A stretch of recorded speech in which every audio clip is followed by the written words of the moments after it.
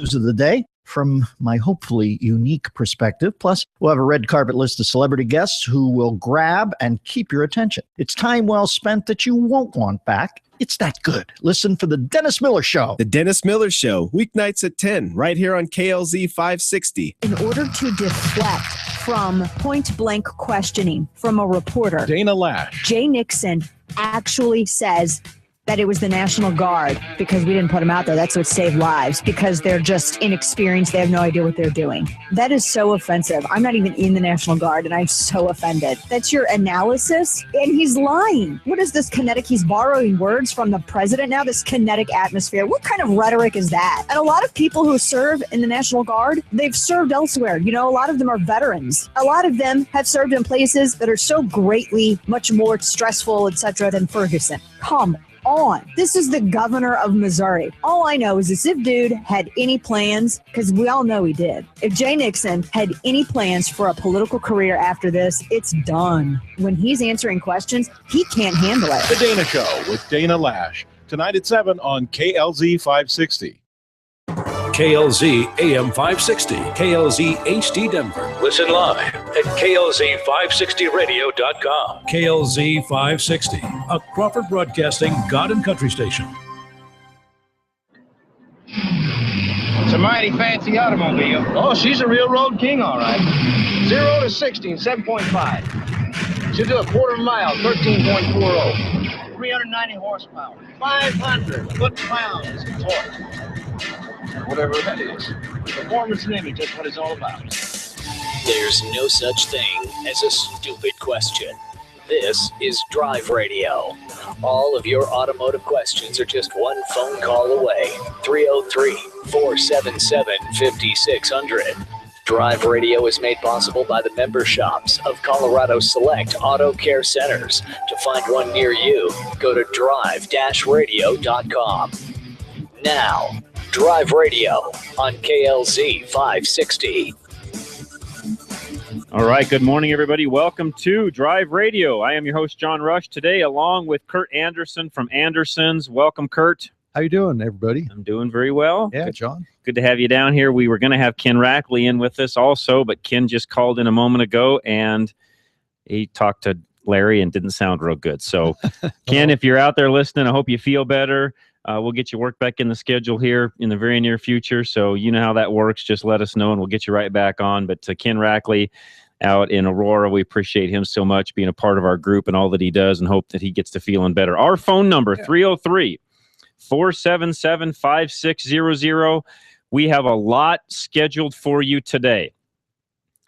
And I won't tell you why. It's just the way the schedule worked out today. We've got a lot of different things going on. We're going to talk about some of the charitable things that we as Colorado Select Auto Care have been involved in. Larry in particular has done some things here recently with a lady. We'll talk about that. Dennis is actually going to be down at 9 News today doing some filming on a particular project we helped 9 News out with.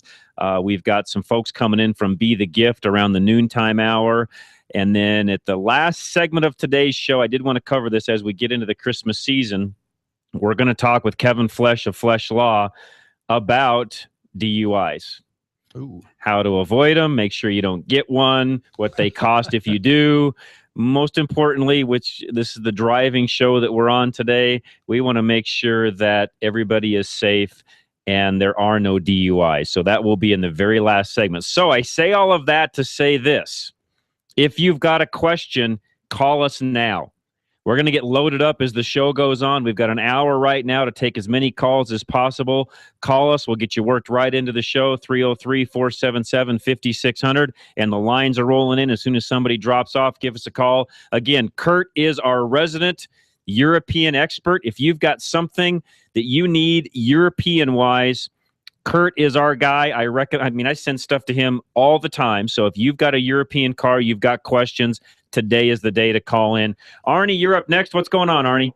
Hi, I got in quick, didn't I? Yes, you did. Good for you. Okay, well, you know, I listen to you guys talk about emission inspections and all that, and I don't pay attention because I haven't bought a car in years. But okay, so a son-in-law bought an older pickup, a '92 Chevy pickup in the Springs. Okay. From a dealer, a small dealer. Okay. This truck came from Texas. Okay.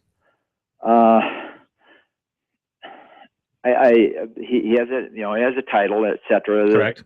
Ton of paperwork. Okay, that's not an emissions. No, let me area, right? let me explain how that works. And the sequence, do we? Let me explain this. This is a great question, by the way, because people that are buying vehicles, especially from dealers, out of our emissions area, there's nothing wrong with that. There's nothing illegal about that. Here's how this works. The vehicle still is required to pass emissions, and the dealership has to make sure that it will pass. But here's the caveat. They don't have to provide the test.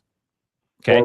If you buy a vehicle in our emissions area from a licensed dealer, they have to provide you with a current emissions test on the vehicle to sell the vehicle to you. Outside of the area, they don't, but it still has to pass emissions. Yeah, I think you can get a voucher. I think some give a voucher for like 3 days. Yeah, if they're inside of our area, yes. Yeah. Outside, you're not going to get anything. You're on your own to do your own emissions test.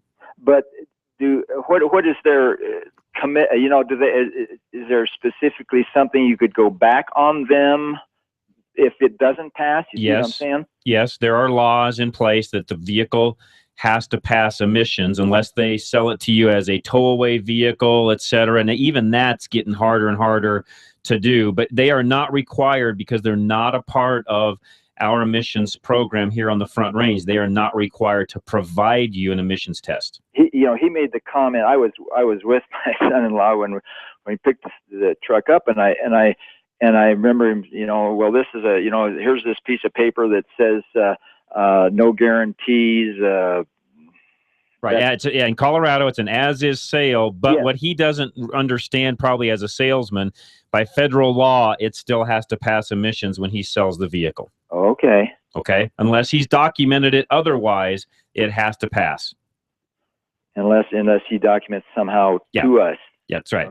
That's right. And on a 92, you're probably going to be okay on that vehicle because the standards are such that unless there's unless it's got a failure of some kind in the emissions system, chances are it will pass. I don't think you'll have much issue, but anyways. My son-in-law was just driving it yesterday, and he said, the check, we got a temporary, on it. Right. It was just the first of the week, and then he picked it up, and he said, the check engine lights come on, and I've heard about after January 1, that could, quote unquote, could be a problem after January 1. Right now, it is not. But at January 1, presumably they're going to have a restriction about. Depending upon what the light has been turned on for, yes, you may have a problem. Yeah. Okay. All right. Well, I just wanted to know where we stood on that. Yep, that's where you stand. And honestly, I don't know whether the title is a Colorado title or a Texas title. Got it. It's actually on the vehicle. Got it. The story was the vehicle, it's an auction. Right. It was an auction vehicle. Yeah. Kind of typical. a deal. So, okay. Yeah. Well, I just kind of wanted to be straight on that. Nope, you're fine. Good question, by the way, Arnie. I hope we're fine. Well, no. It's a great question, and you're fine as far as how you've done your title, paperwork, et cetera, and you're still fine. I mean, it has to pass emissions, so if it doesn't, you do have some recourse. Okay. Okay. That's what I wanted to know. All right, Arnie. Thanks, Sue. Thank you for the phone call. Appreciate it very much. Merry Christmas to you, by the way. Gary and Golden, welcome. How are you guys doing today? Real good. How are you? Doing great. What can we do for you, Gary? Well, I'm having a problem with water in the coolant system dropping down about a half a gallon a week in a 2004 Cadillac DeVille. It's got the North Star engine. Okay. And it doesn't seem to have a loss of power, but just that my antifreeze keeps going down. It's a half a gallon a week?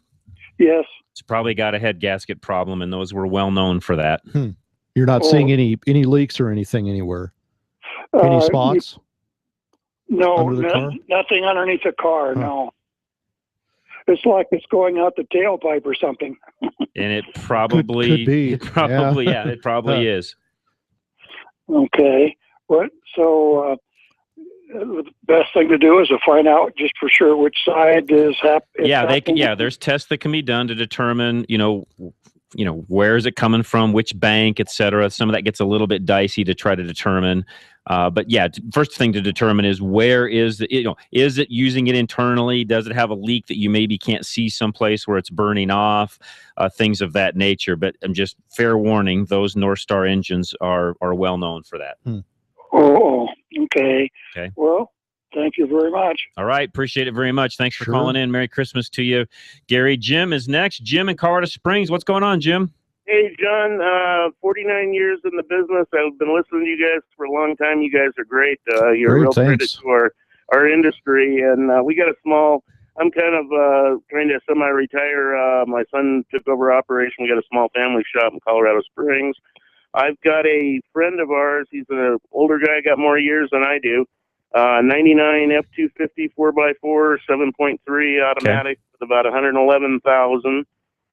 He just towed a trailer, which he's done from time to time. He's a older contractor from California, and he says the mileage was way down, the power was way down, didn't pull the hills the way it did, and so we're kind of wondering. I know you're the diesel guy. I listen to you guys, and you guys are great.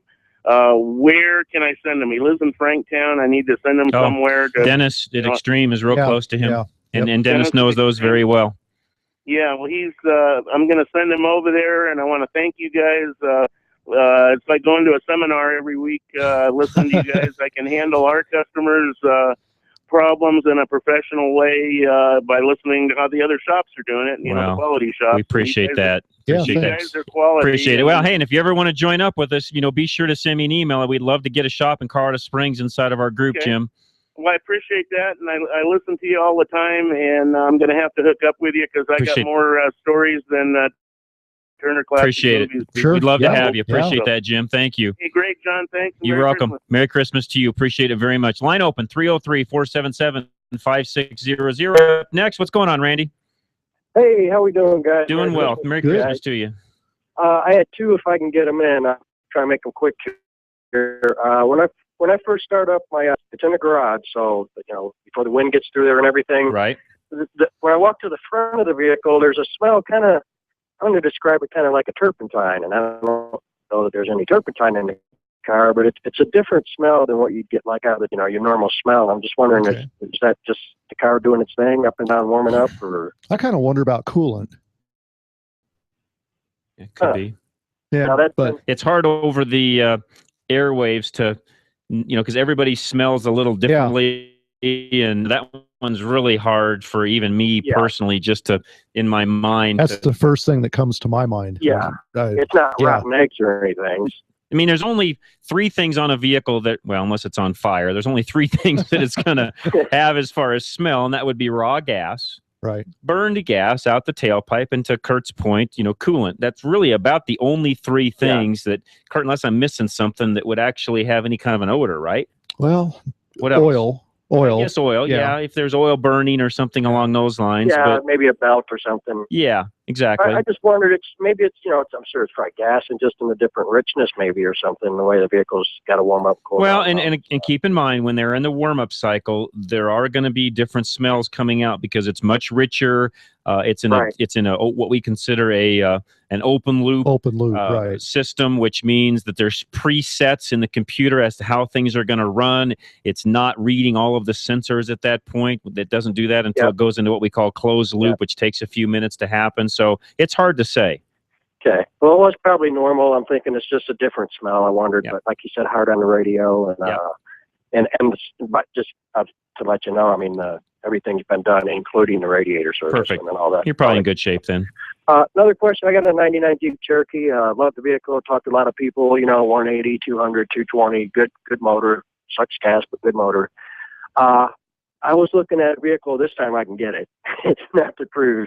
It's a 210 Liberty. Now, how do those? I don't want to say compare, but how are those in general as far as reliability and such? Because I did have an 02, but that was a brand new, so no problems. Talking an 010 with about 100,000 on it, or 010, a 2010. 2010 Liberty. What engine? V6.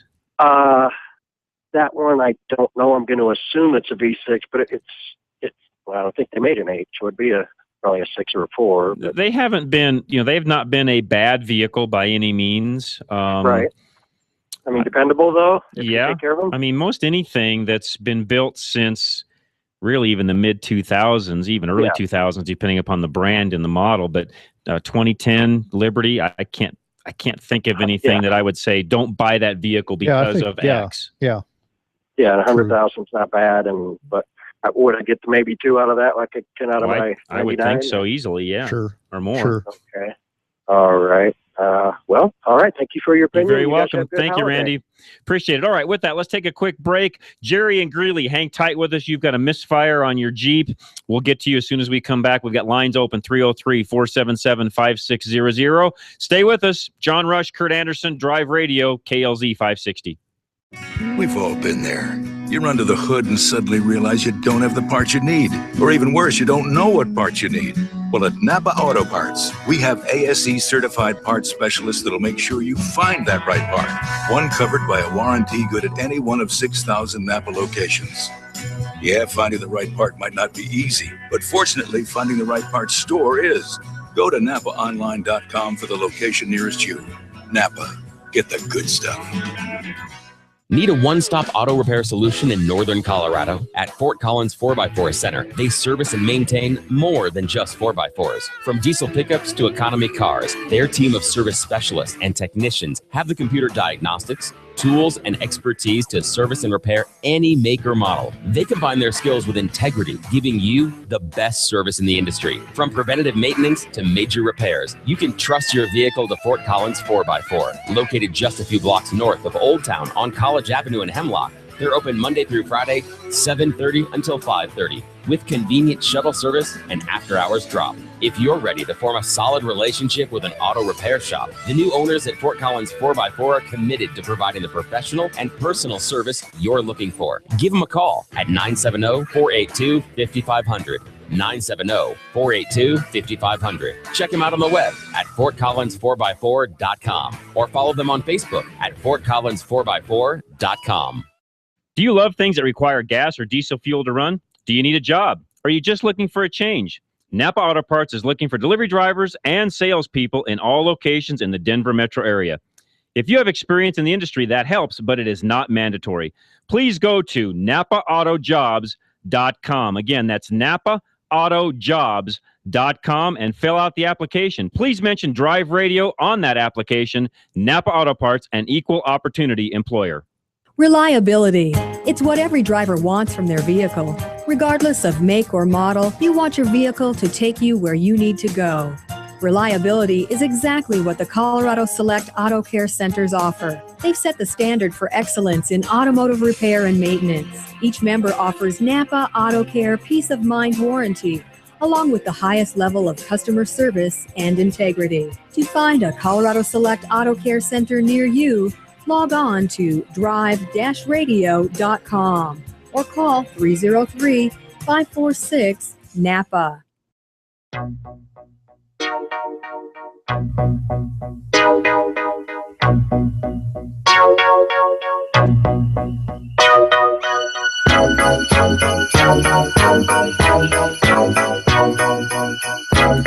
Thank you, Matt, for your music selections today. I texted Matt Brighton early this morning and said, hey, we need some great Christmas music the next couple of weeks. Let's make that happen. So thank you, Matt, for doing that. A great job on the other side of the glass that Matt always does, and appreciate him and his hard work and all that he does to make our show happen each and every week, along with Larry Unger, both those guys behind the glass. They take care of us very well. One line open. 303-477-5600. Again, John Rush, your host, Drive Radio, along with Kurt Anderson from Anderson's.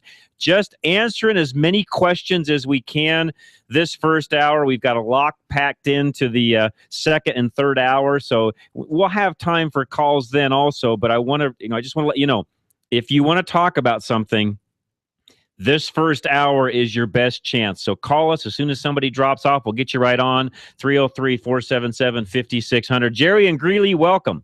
Hi. I've got an 01 Jeep Cherokee with a 4-liter, and in the past month, it's developed an intermittent rough idle. I thought it might be in the idle air control valve because that got gummed up on me before, so I sprayed that out with carb cleaner, and it seemed to help for a while, but then the roughness came back, and so I put a scanner on it, and the only code I had said number 6 cylinder misfire. Misfire. Excuse me. I just wondered if you had any ideas. First things on those, I would always, as somebody that worked on those for a number of years, first things you look at on that, of course, is ignition. And not saying that it's going to be an ignition, but you want to make sure that, cap, rotor, wires, plugs, all that stuff is in great shape. And of course, if there's nothing there, electronically speaking, before I would do anything else, even check an injector, etc., I would probably do a compression test on it just to make sure you've got even compression across all 6 cylinders. Okay. I've seen a lot of technicians over the years, even on 4 liters, spend a lot of time chasing what they thought was really a misfire that in turn turned out to be bad compression on a cylinder. Not saying that's the case in yours. I don't want to scare you. It may not be. And then lastly, if all that turns out to be good, check injector. And on that one, they're real easy. Just unplug the injector, plug it back in, and see if it changes the idle at all. Okay. If it doesn't, then you more than likely have got a bad injector. And I'm one on those. And Kurt, you can chime in. But if it needs one injector, I would probably do all 6. Right. Yeah, I guess depends on the cost. And those typically aren't that expensive. Sure. If it was a diesel, that's a whole nother. Of course, they're so labor intensive. I'd do a diesel anyway. So those aren't going to be that expensive. They're not. They're not extremely expensive. If it needs one, and you're going to keep the vehicle and keep driving it long term, I'd do all 6. All right. And again, I'm not saying that it is. You just have to keep doing some diagnostics and determine what's going on. The Jeeps are funny. As you know, to even start, they require several different inputs from different sensors to even fire up. It has to make a certain amount of revolutions before it will fire. Once it does, then off you go. But I think you're on the right track. Also, make sure there's no vacuum leaks on that, because those were also notorious for developing vacuum leaks. All right. Well, thank you very much. All right. Appreciate it, Jerry. Take care. Yeah. And 4 liters are funny. They're a really good, solid engine, but when they develop a problem, you just have to go through all of the same. Right. That's kind of old school. In 01, it's got a lot of electronics on it. It is fuel injected, but it's not as sophisticated as they are today, Kurt. Right, so there's still a little more mechanical involvement, if you would. Not that there's not in the new cars. In fact, I've seen, and I'm sure, Kurt, you have too, a lot of technicians, especially young technicians, will get so wrapped up into the electronics of things, they forget that it still has to have fuel, still has to have compression. Yep. Without those two things. So spark, fuel, compression. My dad used to say, suck, squeeze, bang, blow. That's if you have those, it's running. That's right. And if it look doesn't, for what's not there. Then go find out what's missing in that equation. All right, one line open, 303-477-5600. Ralph in Lafayette, you're up next. What's going on, Ralph? Well, I'm restoring an old El Camino, and I'm going through the engine and tranny, and the tranny is the 204R, the overdrive one. Yes. And it seems to be okay, but I want somebody to go through it and sort of do a performance, tighten up the shifts a little bit. Are you trying to keep everything original, or, would you be interested in upgrading it to the 700R4 instead of the 200R4? No, I think I'm going to stay with Okay. Well, and that's fine. You can. I mean, if you're not going to do anything, wild with the engine, et cetera, that would work fine. No. Larry and Jeff at Larry's Automotive, they'd be happy to go through that, and Jeff knows those very well. Okay, and because I know there are hundreds of transmission shops that want to build one that's falling apart, but this is just go through it, see what. Needs, that's it. No, I would not recommend buying a reman unit or anything like that. If the unit is still in good shape and you've got time, sure, take that transmission down or the vehicle itself, however you want to do it, take it down to Larry and Jeff and have them run through it and tell you what it needs and go from there. Okay, what's their shop? You know what I'm going to do? Larry's on the phone right now. Okay. I'm going to put you on hold for just a second. He'll jump back on, talk to you, tell you how to get a hold of him, what their schedule is like, et cetera. It's nice to have him in studio. So hang with us, Ralph. Larry, if you would, talk to Ralph on line 1. He needs your help at your transmission shop, and we'll get that going. Let's go to Ken, who is up next. Ken in Fort Collins, what's going on today? Hi, how you doing? Doing great. Good. Thank you. I got an old High Boy, 1970 Ford F-250, 360 V8. Yep. And it started when I first bought the truck. I go up a little hill. I started getting load on it. It would cough and backfire, right, or spit through the carburetor or whatever it was doing. And then it just it started running rougher. And then it got to where when I was going up little hills, it would just I couldn't even get up the hill. It'd cough and backfire. so bad I had to back off of it. So I took it in. I had a guy. He said he did a compression check on it, and the compression's good in the cylinders. Okay. And then since that time, I put new fuel filters, plugs, plug wires, and a new Pertronic distributor. Trying to, knock it out that way. And the Petronix distributor, does it still use the original? Well, in 70, that didn't have the module anyways on a 1970. Never mind. Is it an electronic type distributor then? No, it probably came with points, I'm sure, 1970. Yeah, so the one you added, the one you put in, though, is it an electronic distributor?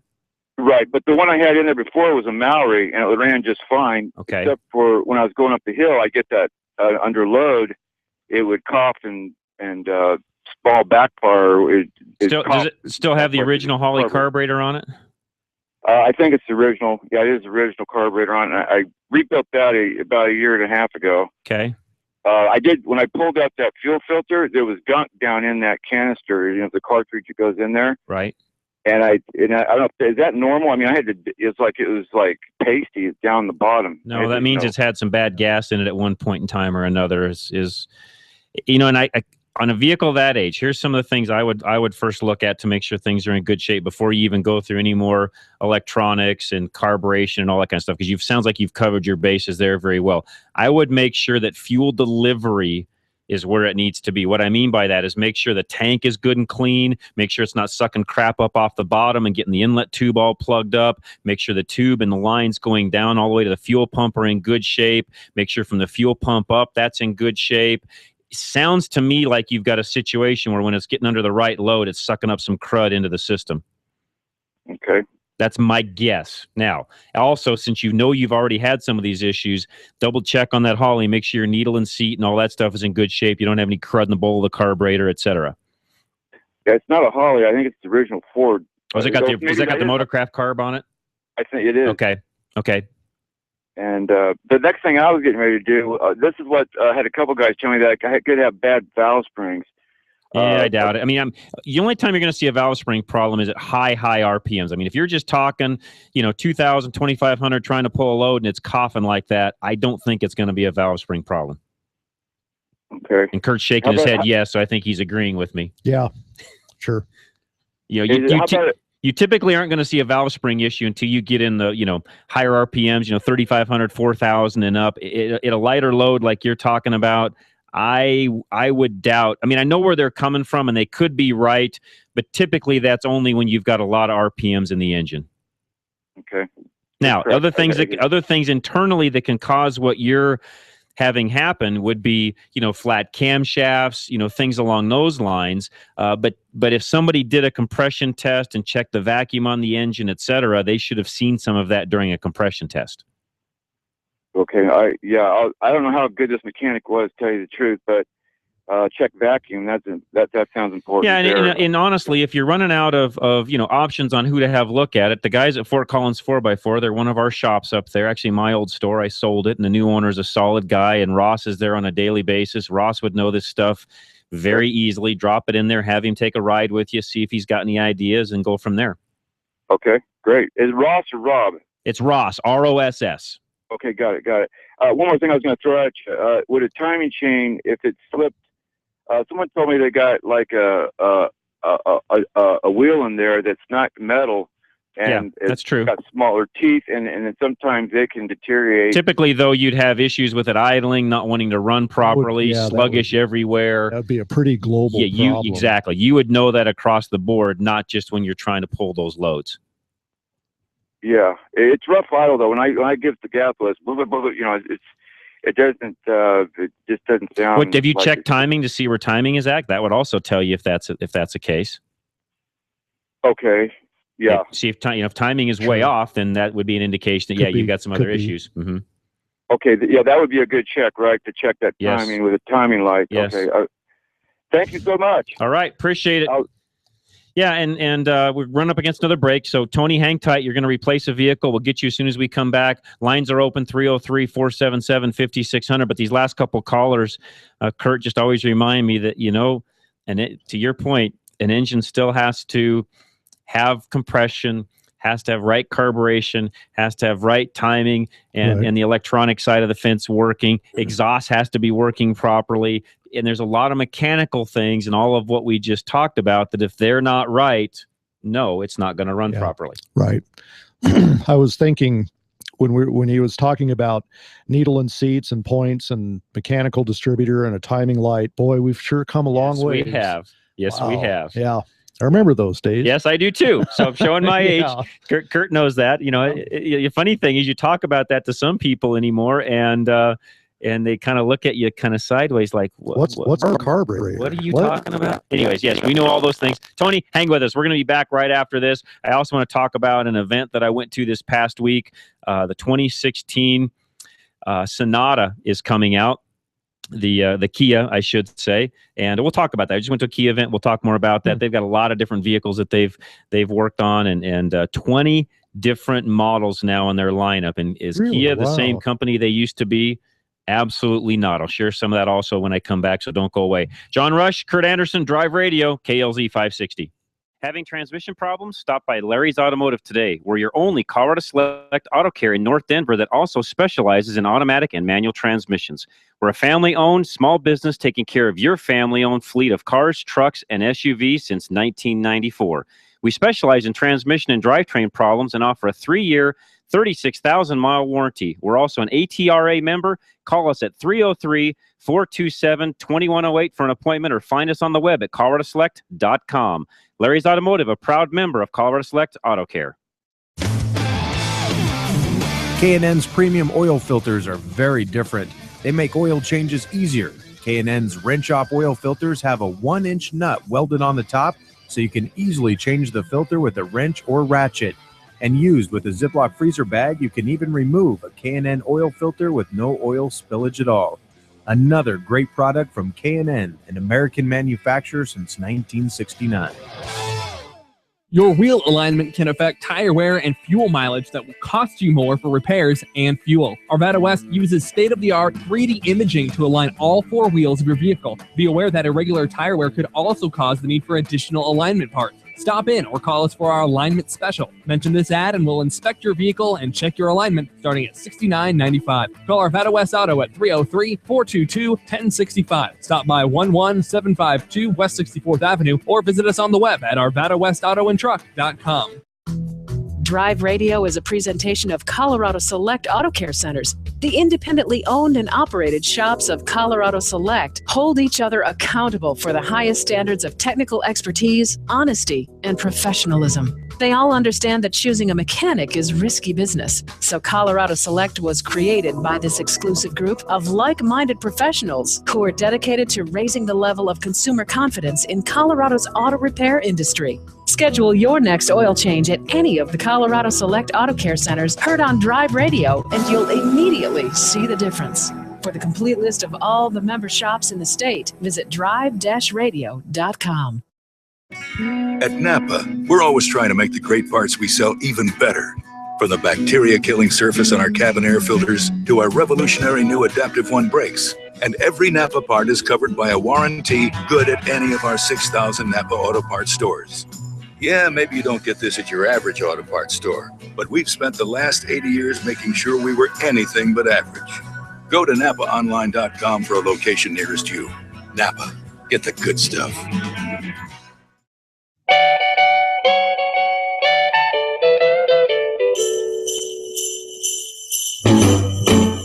Jingle bell, jingle bell, jingle bell rock. All right, John Rush, Kurt Anderson, Drive Radio, back at you. Some great Christmas music playing. And yes, Merry Christmas to everybody that's listening. And most of you that know me by now know that I don't have to apologize for saying Merry Christmas. It is the season that it is. If you don't like it, you can turn the dial. Sorry, that's just who I am. So Merry Christmas and Happy New Year. And that's the way it works. And that's the reason we have the season in the first place.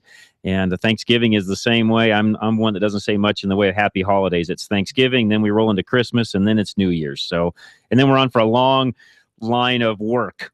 There you go. Because there's not a lot of vacation, or there's not a lot of time off after New Year's hits until you get into the summer months, into Memorial Day. So it's kind of a long stretch there. But at any rate, 303-477-5600. Give us a call. Tony in Centennial, what's going on today? Good morning, guys. Good morning. I need to replace my current damage. It got totaled due to hail damage, and I'm looking at a small to mid-size all-wheel drive, four-wheel drive vehicle in the $10,000 range. I've mainly been looking at the Ford Escape Mercury Mariner or one of the Subaru products, but since I've never dealt in that area before, I don't know if either of those is preferable due to any maintenance problems or. Well, I think, and Kurt can chime in here also, but personally, for 10K, the cars you just mentioned, I would probably lean a little more Subaru than I would on the Ford side of the fence, just because I think your longevity on down the road and what you get out of the Subaru, I think you get a little more value out of that than you're going to get on the Ford side. Now, I say that to say this. I owned an Escape for a number of years. It was one of my shop shuttle vehicles. We drove the wheels off that thing, and it worked fantastic, so I have nothing against them. It really is going to boil down to what do you find and how has it been cared for? Yeah. What's been done before up to the mileage that you buy it, that kind of determines the vehicle. So that's right. If you can get maintenance records, have a pre-purchase check done. Which is a must on anything you buy. I don't even care. On that type of a vehicle, you're not going to find a certified pre-owned, car from a dealer. In other words, there's nobody that's going to back up a warranty or anything on something of that low a value. So you're going to have to get a pre-purchase inspection on that to make sure that it, to Kurt's point, look at maintenance, see what needs done, what kind of done, years? et cetera. What kind of years are you looking at? In that pressure in those vehicles, you're looking mainly in the say 2004, 5, 6 range, mid 2000s. Okay, yeah. And again, the thing about Subaru is they made some major changes in the 08 model year. Not saying there's anything wrong with the pre-08s, but they made some significant body changes. In other words, what I'm saying there is if you could even find a higher mileage one of those that's got more highway miles on it, you're going to get a little better car in Subaru if you can find a 2008 or 9. I know that's getting dicey because they're a little more money, but there were some significant improvements on Subaru when they got to the 2008 model year.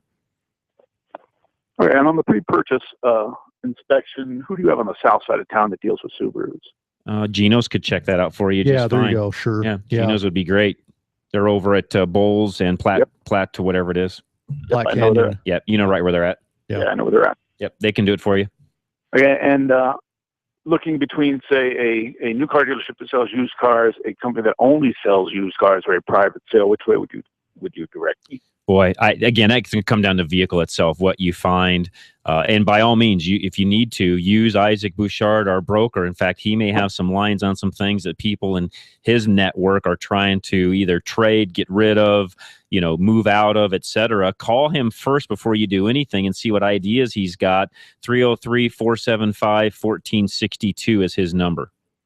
Okay, and could I locate that on your site? On your website? Can. Yeah, go to drive-radio.com. He's right under our sponsor page. Fantastic. I'll do that. And I thank you all for your opinion. You're very welcome, Tony. Thanks for calling in. Appreciate it. Merry Christmas to you. Let's go to Jerry next while we've got some time. Jerry, welcome. What's going on? Hey, I don't know if this is a stupid question or not, but I'd like for you guys to explain to me the difference between torque and horsepower. Great question, actually. Well, where do you want to start? Torque is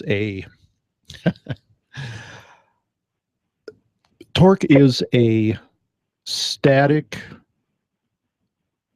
load applied to whatever. If you put a wrench on a nut and the wrench is a foot long and you put 1 pound of force on the end of that wrench, you have 1 foot-pound of torque. Nothing's turned yet. You're just applying load to a nut, if you will. Where horsepower comes in is if you were to crank that wrench around, actually turn it, torque and speed essentially are horsepower. You're doing work. Horsepower is work being done. Torque is just a load applied. And probably the best way to explain it in layman's terms, Jerry, is, and this is how I've always explained it to any customers I've ever had, and in my own mind, this is kind of how I've always looked at it. Torque is sort of the stump pulling, power that the engine can actually make when it comes to actually getting the wheel to, getting the wheels on the vehicle to actually move forward.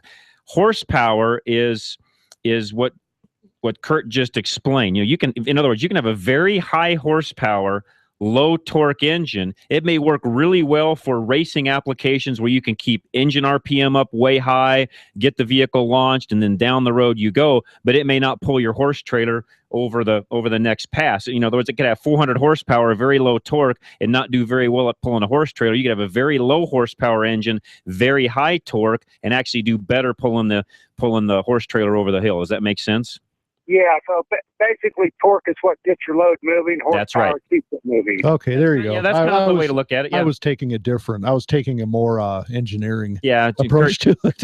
And I'm trying to explain it more in there just you go. the kind of the layman's terms. So take diesel applications, for example. So you look at any of the new diesel trucks, they're running around 375 to the 400 range of horsepower, but they're up into the 750 foot-pound of torque end of things, which is really, really huge. So you could, for example, you could take the same 400 horsepower in a diesel. I'll use Dodge for an example. You can buy a 6.7 Cummins, 400 horsepower, roughly. It's not even quite 400, but has the 700 foot-pounds of torque. You can go buy their 5.7 or their 6.2 liter gas engine that'll have roughly the same horsepower. In fact, maybe a little bit more horsepower, less torque. They will not pull that trailer over the hill the way the diesel will. I got you. So torque pushes you back in the seat, and horsepower makes you go fast. That's right. There you go. That's a better way to say it. And it's really hard to understand because every engine makes both. Mm-hmm. And it's kind of, think of the engine being on the dynamometer with a constant load where they're not only measuring the horsepower but also the torque. And the torque, again, is the grunt pulling power the engine itself makes, not necessarily, well, it is not the horsepower because they're two different things. Okay. Okay. Is that a better explanation for you? Absolutely. Yeah, that makes sense now. Okay. All right. Appreciate the phone call. Oh, thank you. You're very welcome. Merry Christmas to you. And let's go to Patrick, who's up next. Patrick, welcome. Hello. How you doing? Doing great. Thanks for calling us. Great. I got a 94 Bronco. I have electronic issue. Okay. Lights up with an amberish red on the low 4x4 range and the 4x4 push button. Okay. My dash lights up with an amber red. It used to be a green, and I get a clicking down in the floorboard under the firewall, under the driver's side. And it's a Bronco 2, or is it a big Bronco? Full size. Full size Bronco. I'm guessing, and this is just from history of me working on that vehicle, over and over and over again back in those years, I would check the shift motor on the transfer case first to see what's going on there. Those had it's hard to explain, but they had a clock wheel inside of the actual motor that drives the transfer case mechanism that actually engages high range, low range, etc.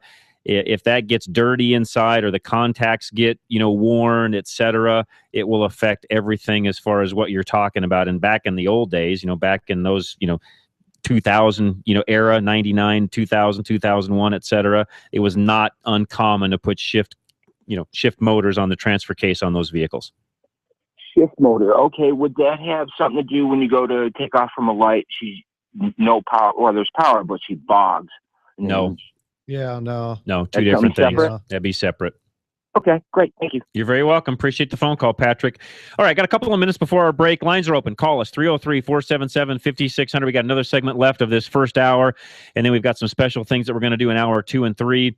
We'll still have time for calls, but it'll be minimized. So I talked to you before I went to break, the last break, I should say. Went to a nice launch. That's what they're called when they launch a new product. So when a manufacturer launches a new product, a lot of times, or in a lot of cases, they will invite the automotive media, the press, which I am one of those now.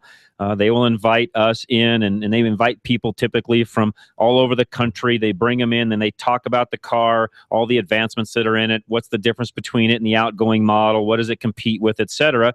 And I had the opportunity recently to do that with the 2016 Kia Sonata. And I know a lot of folks out there, first thing they think of is, Kia, throwaway car, why would you even look at that, et cetera? Well, I just want to remind folks that Kia is not the same company they used to be. As I explained before I went to the last break, 20 different products in their lineup. They are not the same car company. They have hired some extremely talented individuals to come to work for them. A lot of these individuals worked in other areas, Ford, Audi, GM, etc. These are not slouchy people by any means that are coming along just building copycat cars. They've got real engineering, real design teams. You're seeing some fantastic products coming out. The best warranty in the industry, 10-year, 100,000 miles.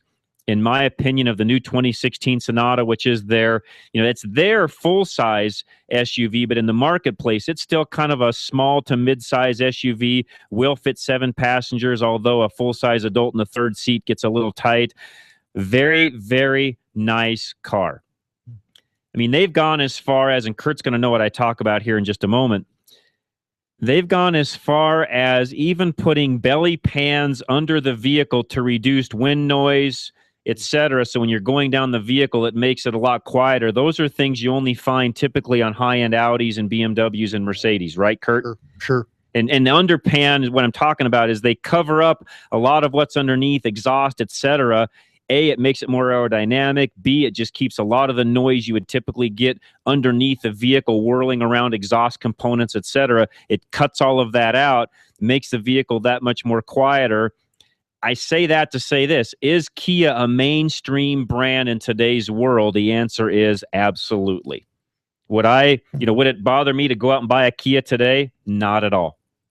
Not one bit. They have come a long way. The new Sonata, 3 different engines in it, a naturally aspirated 4-cylinder engine, a 2-liter turbo engine, and then the 3.3 V6, which will tow up to 5,000 pounds, which is best in class in that particular vehicle. So many things I could talk about. I'll do a full review here in the near future where you can see more things on it. I'll write some things about it, but a great vehicle. I would highly recommend it, especially in that market. That vehicle will launch and be in dealerships January of 2015. So it's called a 2016, but it's hitting lots in January of 2015. So just coming up. And let me check my notes and make sure I didn't forget anything else. But I really enjoyed driving that car. The car worked fantastic. And just so those of you know, Kia's been around for 20 years. They started in 1994 with 2 cars. They now have 12 different products, 20 different models. They outsell a lot of other brands, and some of these you're going to be surprised at. BMW, Buick, Audi, Mercedes. They outsell all of them here in the U.S. They've sold 5 million vehicles, and as of April of 2014, 4 million are still on the road today. Wow. So, are they a mainstream brand? Absolutely. The Sonata, by the way, 100% built in the US of A in Georgia. So that's a 100% American vehicle. I talked to the lady actually that is in charge of all their inventory supply line to make sure everything is there for that vehicle to be built. And it was very interesting to listen to her story. Everybody down there, they hired from all around that particular area in Georgia, brought people in. She actually used to work for a company called Lear that supplies seats, et cetera, to the OEM manufacturer. So believe me, they have some very talented people. They invested $1.4 billion in the USA in the last few years. They are here to stay. They're not going anywhere. One of their top people that I talked to at this launch used to work for Ford.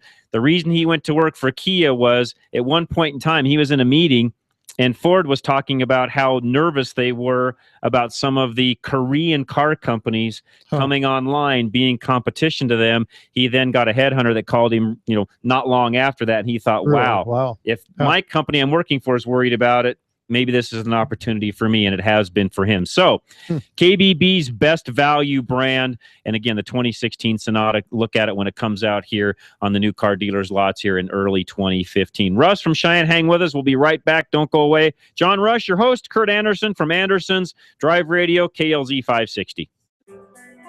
At Extreme Auto, we're committed to providing the highest level of service possible to our customers. Our highly trained technicians are ASE certified and are dedicated to providing you with world-class service. We have years of experience working on both domestic and import vehicles of all makes and models, and will work with you to find cost-effective repair and maintenance alternatives. We don't have hidden fees, and we don't do unnecessary repairs. Serving Parker and the surrounding areas, Come and see us, the professionals at Extreme Auto, and rest easy knowing you'll get quality work done for a fair price. Our promise to you: extreme service, extreme value, extreme satisfaction. Call us to schedule your appointment today. Ever try to buy an air filter and get lost in catalogs and vehicle descriptions? Well, K&N, the inventor of reusable cotton filters, has got the answer to the mess. Just visit knfilters.com and enter your vehicle identification number off your dashboard or car registration, and K&N will show you the filter that fits your car. It's never been easier to buy a K&N, the filter that helps your car run better. Need a one-stop auto repair solution in northern Colorado? At Fort Collins 4x4 Center, they service and maintain more than just 4x4s. From diesel pickups to economy cars, their team of service specialists and technicians have the computer diagnostics, tools, and expertise to service and repair any make or model. They combine their skills with integrity, giving you the best service in the industry. From preventative maintenance to major repairs, you can trust your vehicle to Fort Collins 4x4. Located just a few blocks north of Old Town on College Avenue in Hemlock, they're open Monday through Friday, 7:30 until 5:30, with convenient shuttle service and after-hours drop. If you're ready to form a solid relationship with an auto repair shop, the new owners at Fort Collins 4x4 are committed to providing the professional and personal service you're looking for. Give them a call at 970-482-5500. 970-482-5500. Check them out on the web at fortcollins4x4.com or follow them on Facebook at fortcollins4x4.com. Hunting down that hard-to-find part for an out-of-the-ordinary car can be quite a time-consuming chore. Unless, of course, you just go around the corner to your local Napa Auto Parts store, where we have over 310,000 parts, all of them made to fit and perform just like the original. Yeah, there are people who say it's the journey and not the destination, but those people have never tried to find an alternator for an 82 Fiat on a Saturday. Go to NapaOnline.com for the location nearest you. Napa, get the good stuff. I'm going to teach you right now how to find a good, honest mechanic. Ask about the warranty. Their warranty will tell you everything you need to know because their warranty is their word. And Colorado Select Auto Care Centers all offer the best warranty in the state. 3 years, 36,000 miles on every repair. Always select a Colorado Select Auto Care Center at coloradoselect.org. 3 years, 36,000 miles. It's all you need to know.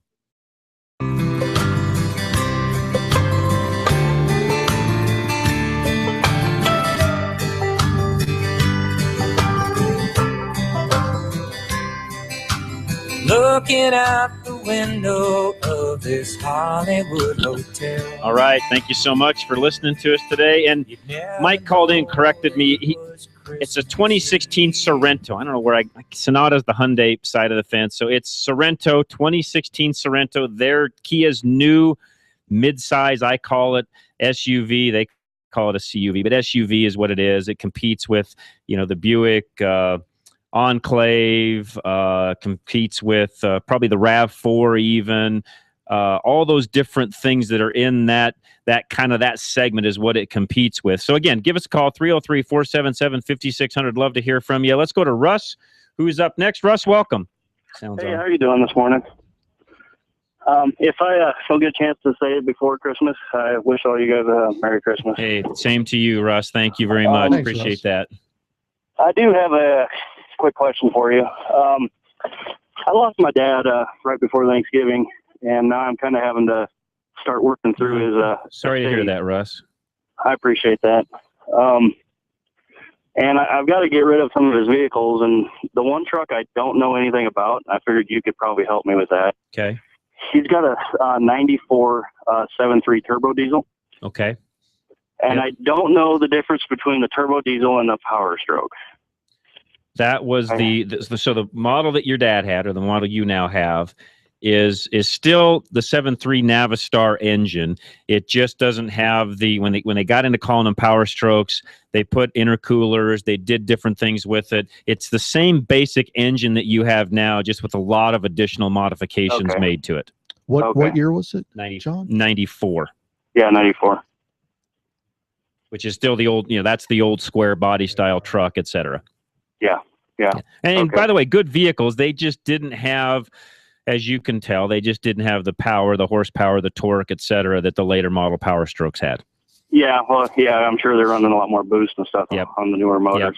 Well, the Power Strokes are electronically controlled. They went to an electronic system. Yep. Right. You still have mechanical injection. Get a lot of differences. Same basic engine, but they did a bunch of upgrades to that in the 97 and then again in 99.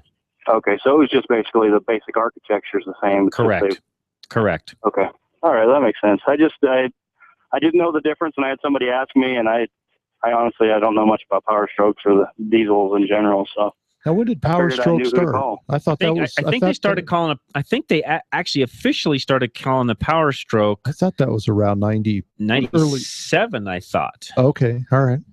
I might be able to look that up real quick and tell everybody listening. And I'm not a Ford guy. I mean, I know them fairly well, but I'm not an expert on Fords. But I don't think they started calling the Power Stroke either. It was 97 or 99 when they actually started officially calling it a Power Stroke. Okay. Yeah, I think it was 97 because I think my brother-in-law's got the 97. Okay, maybe that sounds right. I was thinking it was right around those years. Yeah, and I think again, just because of some of what Kurt said, they did a bunch of different changes on it and et cetera. They talk about it.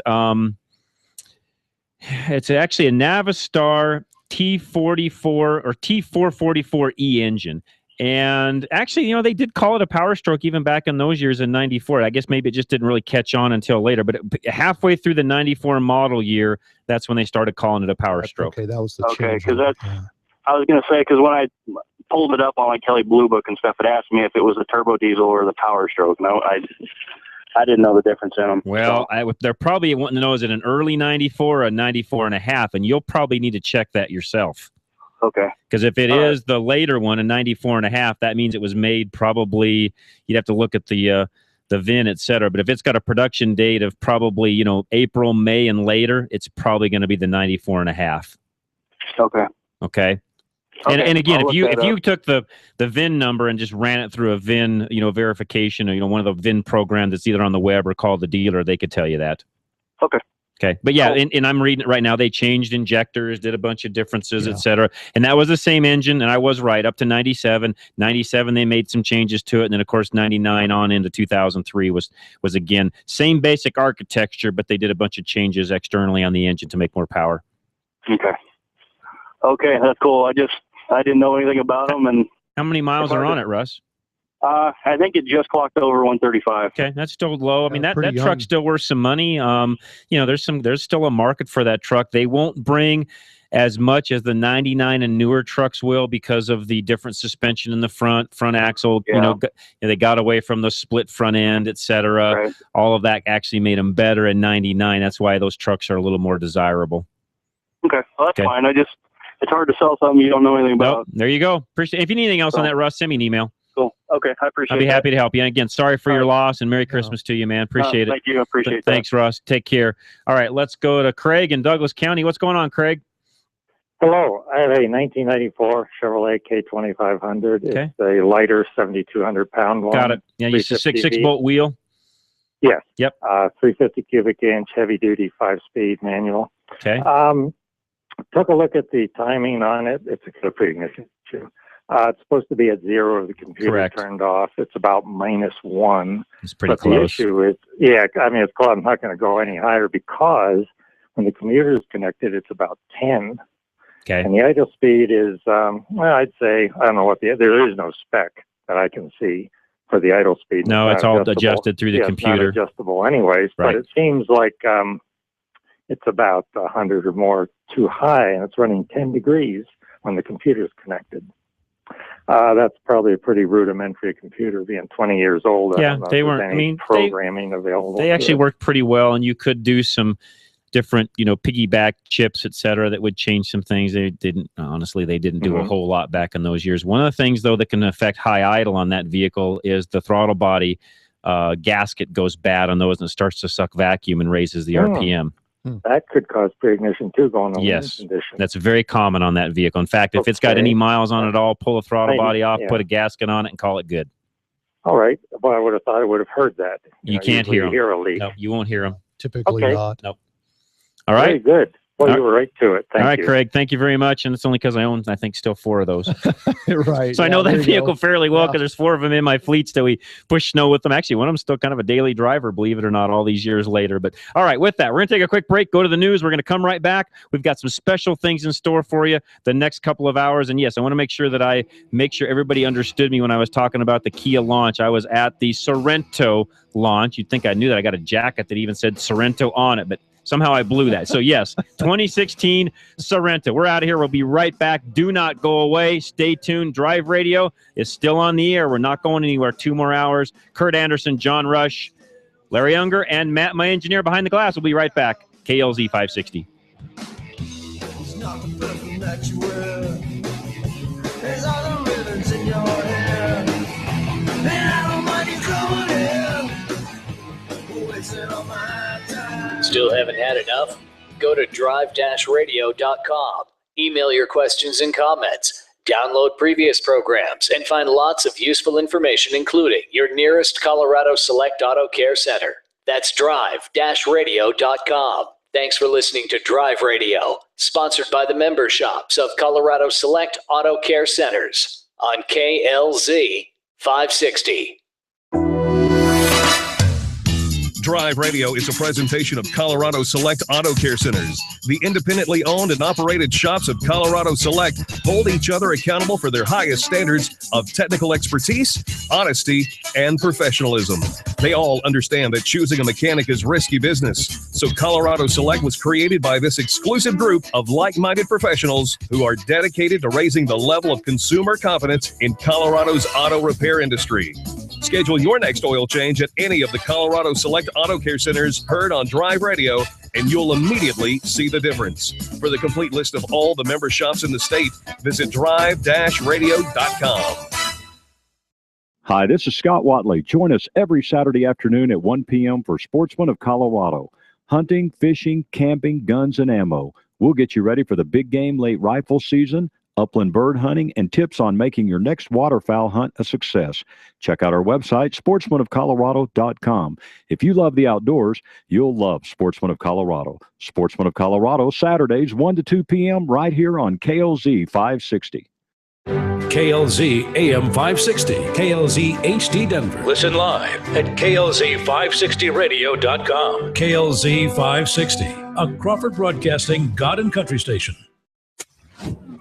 This is the Blaze Radio News. I'm Chris Barnes. It seems like just yesterday. In fact, it was Wednesday when we hear this. Look forward to it passing with bipartisan majorities in the House and Senate in the coming days. But Republican House Speaker John Boehner's prediction of a quick and smooth passage of an over $1 trillion spending bill not coming to pass. After grumbling House members in both parties do approve it, the Senate struggling to do the same. We're in the Senate, and we're going to have to rearrange our schedules for the weekend. Majority Leader Democrat Harry Reid scheduling debate in a rare Saturday session. Some liberals say the bill means taxpayers will have to bail out the biggest banks again. Republicans not happy that it does not respond to the president's immigration orders. A civil rights march on Washington featuring relatives of black men killed by police, including Trayvon Martin's mother. A lot of people don't understand. They don't quite get it. They just think that we are complaining about something that doesn't really exist. And we're living this every day. This is news on the Blaze Radio Network. Everyone is making the switch to the Blaze to make it their source for the truth. Why not make it your source for the truth? Make theblaze.com your homepage for news that the other outlets won't even touch. Subscribe to The Blaze TV at theblaze.com/TV or on Dish Network and get access to original programming like For the Record, the show that exposes what's really going on that the government doesn't want you to know. And Real News, the daily conversation on the topics of the day that matter most. Check out the Blaze Radio Network at theblaze.com/radio. with original shows like Buck Sexton, The Morning Blaze with Doc Thompson, Pat and Stu, and Jay Severin. Or, if you need something to hold in your hands, subscribe to The Blaze magazine. So basically, anywhere you need to go, you can take the truth with you by taking The Blaze with you. This is The Blaze. Truth lives here. So just to recap, anywhere you need to go, you can take the truth with you by taking The Blaze with you. Find out all the ways at theblaze.com. You've been listening to The Blaze Radio News on KLZ 560. The Dennis Miller Show, Monday night at 10 on KLZ 560. It's a mighty fancy automobile. Oh, she's a real road king, all right. 0 to 60 in 7.5. She'll do a quarter mile, 13.40. 390 horsepower. 500 foot-pounds of torque. Whatever that is. Performance and image, that's what it's all about. There's no such thing as a stupid question. This is Drive Radio. All of your automotive questions are just one phone call away. 303-477-5600. Drive Radio is made possible by the member shops of Colorado Select Auto Care Centers. To find one near you, go to drive-radio.com. Now, Drive Radio on KLZ 560. All right, Drive Radio, John Rush, your host. Hour number 2. I've got Kurt Anderson from Anderson's with me. And by the way, you can always watch us on YouTube. We do that when we're in studio. Last week I was out, but the guys were here, but they don't have all the computer gizmos to make all that work on YouTube, so you couldn't see last week's show. But this week, if you want to watch us live on YouTube, feel free. Go to youtube.com, and you can even type in just /Drive Radio or go to the search bar, type in Drive Radio, all one word. You'll find us right there. We've got over 150 plus videos, reviews, interviews. You know, I've been to K&N. We've interviewed them, went through their entire plant and all their operations. All of that is on there. I went to an oil company, Universal Oil. We did a bunch of stuff there. I've got all the new car reviews that are up there. You name it, we put it up as much as we can, plus what we do every week here, we record and put up there for you. You can also catch us on our podcast, etc. But if you're listening on Sunday, by the way, thank you. We appreciate it. Those of you that listen on Sunday, I know there's some regular listeners because I get lots of emails on Sundays. Thank you. We appreciate it. You can send us an email and ask a question, and I'll answer it during the show as much as I can. It's john@drive-radio.com. You can do that while you're listening on Saturday also. But if it is Sunday, you can't call in. So you're picking up the second 2 hours of Drive Radio. You can go back and listen to our first hour via podcast. That's right on our website, drive-radio.com.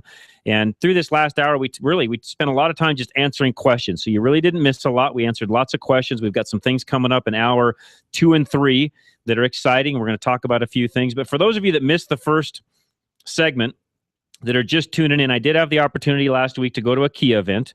And I get that question a lot. You know, people ask me all the time. I'll be at a dinner party or I was at a Christmas party the other day, even Kurt, you know, what do you recommend in such and such segment? You know, what car should I buy? There you go. Yeah.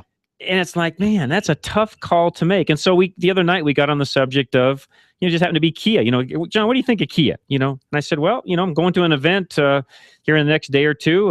When I get back, you know, I'll share more with you as to what I think of them as a company, et cetera. I'd never been to a Kia event. I've driven some of their cars now for the past year.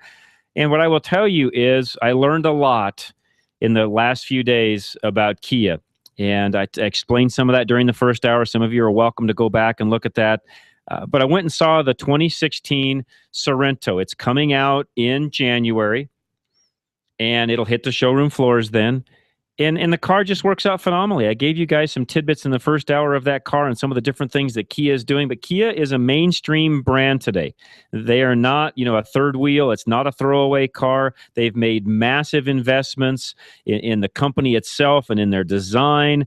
They've got an obsession for craftsmanship now. And I will tell you, this 2016 Sorento, when you sit in it, sit in the seat, look at the dash, look at the interior, look at how things function, you know, standardization of things. The car we drove, which is going to be in the mid-40s, but starts in the mid-20s. So you can buy a front-wheel drive, basic Sorento, mid-20s, 7-passenger vehicle. You can equip it all the way up with a 3.3 engine V6. It'll tow 5,000 pounds. All the way up into the mid-40s. I don't think I mentioned that in the first hour as to what the pricing is, but in the mid-40s. Again, on sale early January, 3 engine choices, 2-liter turbo, 4-cylinder engine, a 2.44 cylinder, and the 3.3 V6. Great car, quiet interior. It's 2 inches lower on the floor pan, so interior-wise, it feels more spacious than the previous model. Soft surfaces everywhere. It's even got a carpeted luggage area, which most even higher-end cars will put plastic along the sides. This car is even carpeted all around the side, so as you throw stuff in and out of it, it doesn't get all beat up and banged up and scratched, and the vinyl doesn't look all bad, and the plastic doesn't look bad on down the road. So really, really neat things they've done. Stiffer suspension. H-type subframes, front and rear. They've got new shocks on the car. It's got torque vectoring when you're going into the corners. So many things that a high-end vehicle would have is all now standard on a 2016 Sorento. And some of those things I mentioned aren't standard. There are some options. All-wheel drive actually adds an option of $1,800, but all of them, 10-year, 100,000-mile warranty. Is Kia a number one brand out there today? Or are they a brand that is in the mainstream? Yes. In fact, they outsell, I said this during the first hour, they outsell some cars you wouldn't think they would. Yeah. Buick, BMW, Audi, just to name a few. So they have sold a ton of vehicles.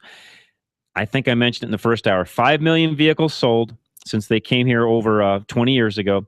4 million of them still on the road today. That's a pretty good ratio. So are they a throwaway car?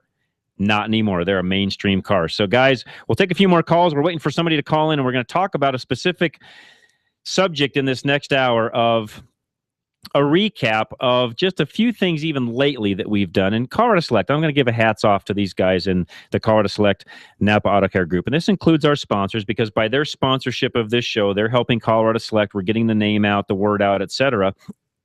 And of course, the radio show itself helps drive business into those businesses that help support Drive Radio and so on. But you know what? A great group of individuals that are inside of the Colorado Select Auto Care Group. So much so that these guys donate time. You know, we'll get partners to donate parts, do different things to help out individuals that are a lot less fortunate than a lot of you that are listening. And especially this time of year, it's just one of the ways we feel like we want to give back. So over these next couple of hours, we're going to talk to some different people that we have helped. We've got a different organization that's coming on the top of the noon hour that's called Be the Gift. You've heard me talk about them before. It's an organization for single moms where you can actually get involved, help a single mom. And a lot of it isn't just money that they need. In fact, most of it's not money they need. It's helping hands that they need to come in and help some of these single moms. So we'll have some of that coming up in the second hour. But in this first hour, we're waiting for a phone call from a lady that Larry and Jeff actually helped out at Larry's Automotive. I'll give a little history real quick even before she comes on. And if she does it, we're going to get Larry to come in and talk about her story. But she is a caregiver for her son and a few others. She also helps take care of some wayward teens. She had a 95 old Cutlass Sierra, needed a transmission, needed some other things done on the vehicle, too much that for her to even take care of on her own. Larry called me one day and said, hey, what should we do? And I'm like, Larry, you know what? Let's just figure out a way to take care of her. So Larry went out and really took this on the lion's share himself. Got a company here locally called TransStar to donate all of the parts for the transmission. So hats off to TransStar for doing that. Napa, because it needed some other things done on the vehicle, brakes, etc. Napa donated or gave parts basically to Larry at their cost, plus 10% is all to cover their cost, which was also a huge help to her and Larry. And then Larry and Jeff donated their labor, which if any of you have done transmission work know, Larry and Jeff did the lion's share. It's a lot of work. Yep, they did the lion's share. Not only work, but in their own dollars, they did the lion's share of what it took to help this lady out. And Audrey is her name, and help her get back on the road. And we've got some other things. If Audrey calls in that I want to mention, if she doesn't, Larry's going to share some more of her story. But she's got another 13-year-old son that we, through Drive Radio, would like to help out. If there's any way you would like to help her, Larry will share more of her story. But if you want to drop by a gift certificate of any kind, we're going to do our best to see if we can get some Christmas presents into the hand of her other son. Make-A-Wish actually helped out her disabled son, so he's taken care of for Christmas. So they did a great job in helping him. So here's my point, folks. Anytime Make-A-Wish gets involved, they have vetted out the situation. They would not be there helping somebody that doesn't need it, is my point. Make-A-Wish does a lot of checking to make sure that this isn't just money that's getting given to somebody that doesn't deserve it. They would not have been involved if that weren't the case. Neither would we, by the way. So, Audrey, if you're listening, please call us. If not, Larry's going to share your story with us, and he's taking the phone call right now. Let's take a quick break. Matt, we'll come back. We'll see if Larry's got her up for us. And guys, just bear with us. We're going to share a couple of stories here of some folks we've helped. And by the way, those of you that help support Drive Radio, you go to the shops that are here. Kurt, his shop. Dennis's. Larry's shop. I go down the list. Dorsey, etc. All of you that help and go to those shops, guess what? you're helping to support this also, because it's those guys' support of Drive Radio that actually makes this happen. So hats off to all of you. Merry Christmas. We're going to be right back. We'll take some more of these stories. Don't go away. John Rush, Kurt Anderson, Drive Radio, KLZ 560. Reliability. It's what every driver wants from their vehicle. Regardless of make or model, you want your vehicle to take you where you need to go. Reliability is exactly what Colorado Select Auto Care Centers offer. They've set the standard for excellence in automotive repair and maintenance. Each Colorado Select member currently offers Napa's Peace of Mind warranty, but are now also offering an extended 2-year or 24,000-mile warranty on repair work. You won't find this offer anywhere else. To find a Colorado Select Auto Care Center near you, log on to drive-radio.com or call 303-546-6272. At Napa Auto Parts, we've been the most trusted name in auto parts for over 80 years. Probably because we've never stopped looking for ways to make the great parts we sell even better. It's a commitment to quality you'll find in every one of our 310,000 parts. From the bacteria-killing surface on our cabin air filters, to the patented damping mechanism on our drive-align belt tensioners, to our revolutionary new Adaptive One brakes. And Napa parts are covered by a warranty that's good at any of our 6,000 Napa Auto Parts stores nationwide. Yeah, maybe you don't get this at your average auto parts store, but at Napa, we've spent the last 80 years making sure we were anything but average. To find the Napa Auto Parts store nearest you, go to NapaOnline.com. Napa, get the good stuff. With over 125 locations in Colorado, southern Wyoming, and western Nebraska, there's only one place to get the good stuff: Napa Auto Parts. After 30 years of business, Gino's Auto Service is expanding. Hi, this is Jennifer, and my dad owns Gino's Auto Service in Littleton. What does our expansion mean for you? Savings on all our repair and maintenance services. We work on all makes and models, and your satisfaction is always guaranteed. At Gino's, we use genuine Napa parts and are AAA approved. Stop by and see the transformation at Bowles and Platte Canyon, or visit us online at Gino'sAutoservice.com. That's Gino'sAutoservice.com. Your car performs better when things are simple, and it's easy to see how the maze of plumbing under the hood can slow it down. A K&N AirTake system replaces the maze with a single custom engineered tube. The result? A guaranteed increase in horsepower, a dramatic increase you can actually feel. Visit K&N website to look up the extra horsepower available for your vehicle. K&N, an American manufacturer since 1969.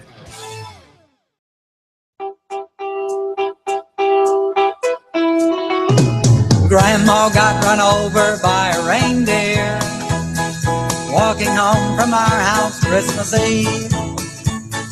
You can say there's no such thing as Santa. Good job. Good job, Matt. Appreciate that very much. 303-477-5600. That's our phone number. Larry's actually talking to Audrey right now.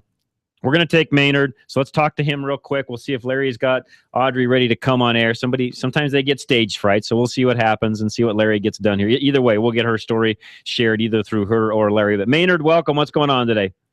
Good morning. I'm arguing with myself. I want to see if you fellows can settle the argument. Okay.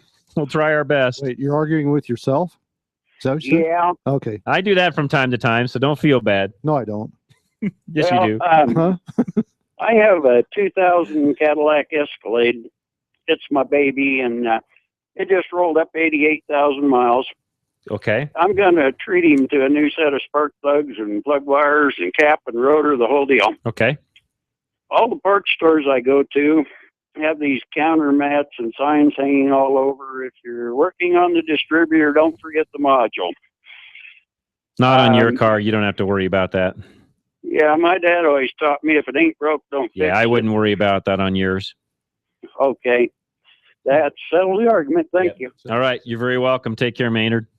It's an interesting mat. Yeah, I would replace a few $100 computer as a matter of course. I wouldn't. Interesting. No, Maynard, appreciate the phone call. That was actually a good phone call. I didn't realize, I guess I should pay more attention when I walk into the parts stores, although I don't walk into them like not that I ever have, because Kurt and I's world, you pick up the phone and it gets delivered. So I don't actually walk into the stores like I I shouldn't say even like I used to, because I never have walked into them. Occasionally I'll go in and pick something up on a Sunday or something like that. But I can remember that. It's all, it used to always all be phone call. Now it's almost all online. Yeah, you rarely, we in our world, we rarely visit the parts store. But anyways, Larry's talking to Audrey right now. He's taken a little bit longer than I was anticipating, so that's okay. 303-477-5600. Give us a call. We'll get you right on air. And I've got another story that I'll share as Larry's getting Audrey queued up, and that is a story that we've been helping 9 News with.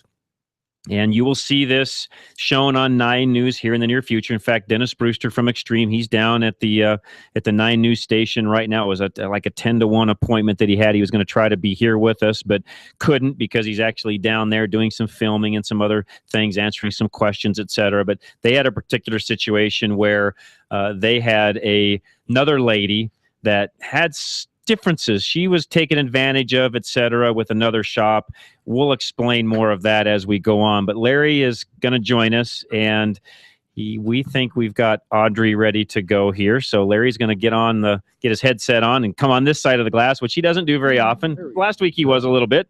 Larry. So Yeah, last week I did. get that mic closer. All right, we're close. There we go. All right. So you got Audrey all ready to go? I got Audrey ready to go. Okay. So before we bring her on, you share a little bit of how you found out about her, what went on, then we'll bring her up.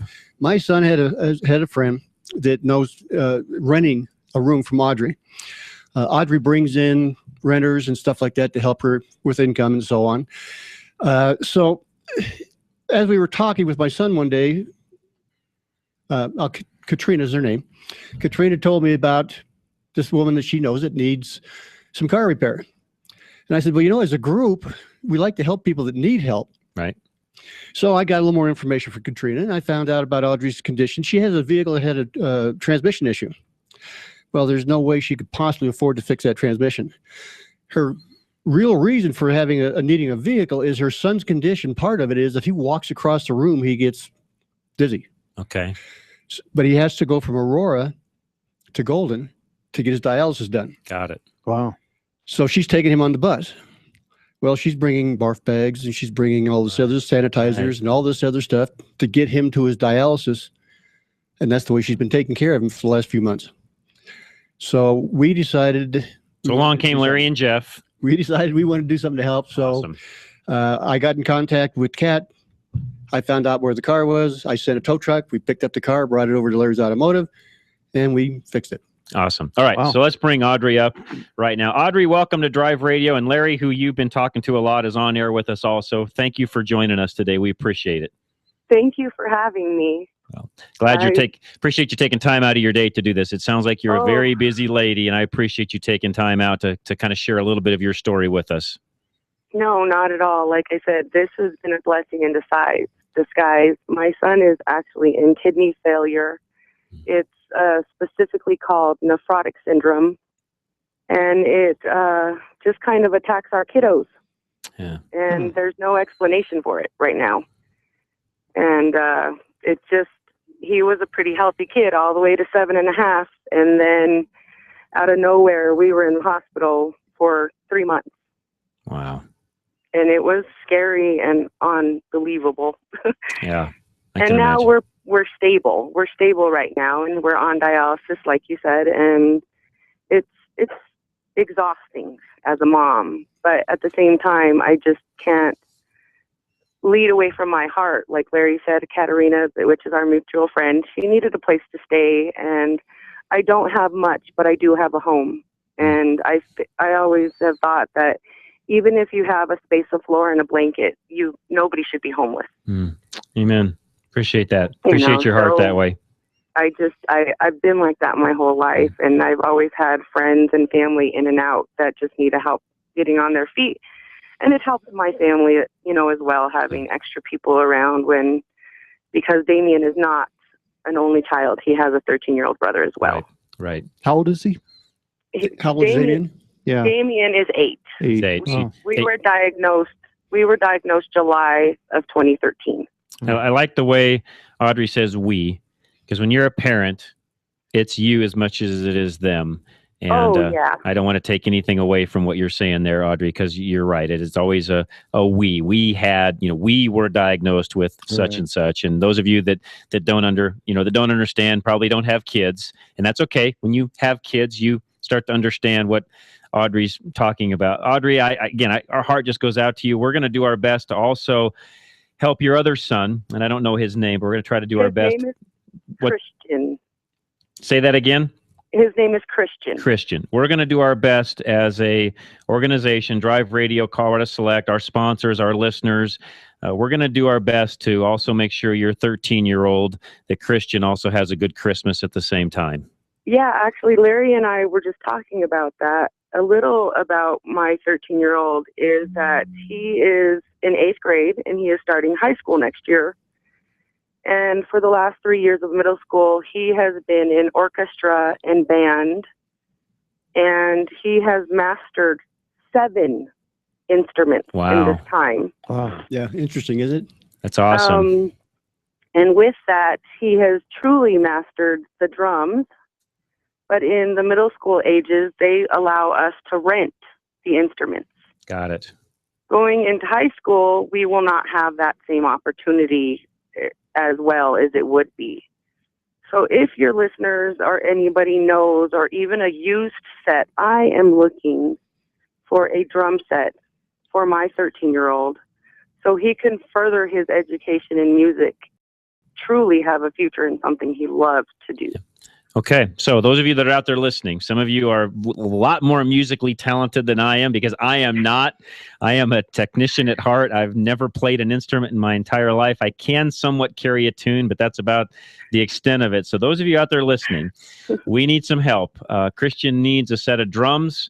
We can do this one of two ways. We are not a not-for-profit organization. So if you give money to us, drop it by Larry, et cetera, you're not going to get a tax donation, a receipt, any of that kind of stuff. But you know what? That's not why we're doing this. We're doing this to help out, to help out Christian and to help Audrey. So really, if you've got the ability to come by, drop off a check, of a drum set someplace, and I know these are not inexpensive, by the way. I've got several people I know that do play, and this is not an inexpensive investment, so we're going to need a little bit of money to make this happen, but we will help out as much as we can from the Drive Radio side of the fence. We need help from you all as listeners, and we'll see if we can even get some other sponsors to help out, in some way, shape, or form at the same time. Audrey, is there anything else you'd like to share with us? Yeah, I would like to thank Jeff from Larry's Auto. I'd like to thank TransStar. I would like to thank John Rush from Select, and Larry, of course, for being this is a dream come true for my family, and it's a 3-hour bus ride and a 45-minute car ride. Yeah, it's a big difference. Yeah. It really is. Big difference. So thank you guys so much from everybody in the Kowalczyk family. We thank you guys from the bottom of our hearts, and anything that anybody can help with is truly, truly appreciated from my family. Audrey, thank you very much. Merry Christmas to you. Larry, was there anything you'd like to add to that? No, we're just going to continue trying to do whatever we can do to help. Thank you, guys. We've done this for a lot of years. Yes, we have. And we've always tried to find people that are in need. Yes. Some cases we haven't done such a very good job with that. In this case, I think we did an excellent job. That's exactly right. Audrey, man, bless you. Best of luck to you. We'll be praying for both of your family, your son, and again, if you need anything else from us, you continue to let us know, and we're going to do our best to get you a drum set by Christmas morning. Yes, sir. Thank you guys so much. You're very welcome, Audrey. Take care. Larry, man, hats off to you and Jeff, and again, our entire Colorado Select organization. Guys listening, those of you out there listening, I hope you can see the hearts of the individuals that own repair shops, our sponsors, are involved with our Drive Radio program here. You know what? We are and have the best of the best. I mean that from the bottom of my heart. I know these guys personally. I vouch for them on a regular basis and will continue to do so. They are the best auto repair shops and sponsors that we've got anywhere out there. And what we just went through shows that, because guess what? None of this was done because of the promo. When Larry called me, it was just like, hey, what do we need to do? I'm like, you know what? We'll figure it out. Just help her. We'll get it taken care of. I'll share one more story when we come back of another lady that was taken advantage of. We got a call from 9 News. We'll talk about that also. Don't go away. John Rush, your host, Larry Unger, Kurt Anderson, Matt, my engineer on the other side of the glass, Drive Radio, KLZ 560. At Arvada West Auto, we know that fluids are the life of your vehicle. They are also complicated, with all the different types, from motor oil to gear oils to coolant. The types of fluids, service procedures, and intervals can vary widely. Let us help you sort out what your vehicle needs and when it needs to be serviced. Stop in or call us at Arvada West Auto, 11752 West 64th Avenue, 303-422-1065. You can visit us on the web at arvadawestautoandtruck.com. Having transmission problems? Stop by Larry's Automotive today. We're your only Colorado Select Auto Care in North Denver that also specializes in automatic and manual transmissions. We're a family-owned small business taking care of your family-owned fleet of cars, trucks, and SUVs since 1994. We specialize in transmission and drivetrain problems and offer a 3-year, 36,000-mile warranty. We're also an ATRA member. Call us at 303-427-2108 for an appointment or find us on the web at coloradoselect.com. Larry's Automotive, a proud member of Colorado Select Auto Care. We've all been there. You're under the hood and suddenly realize you don't have the parts you need. Or even worse, you don't know what parts you need. Well, at Napa Auto Parts, we have ASE certified parts specialists that'll make sure you find that right part. One covered by a warranty good at any one of 6,000 Napa locations. Yeah, finding the right part might not be easy, but fortunately, finding the right parts store is. Go to NapaOnline.com for the location nearest you. Napa, get the good stuff. A 3-year, 36,000-mile warranty on every auto repair says so much more than, if it's not right, we'll try to fix it again. A 3-year, 36,000-mile warranty tells me that this is a master mechanic who's confident, who knows what they're doing. I mean, nobody offers a warranty like that, right? Colorado Select Auto Care Centers do, and only the members of Colorado Select offer a warranty this good. Find a mechanic who's a member of Colorado Select Auto Care at coloradoselect.org. Me and Charlie will take care of it. I'm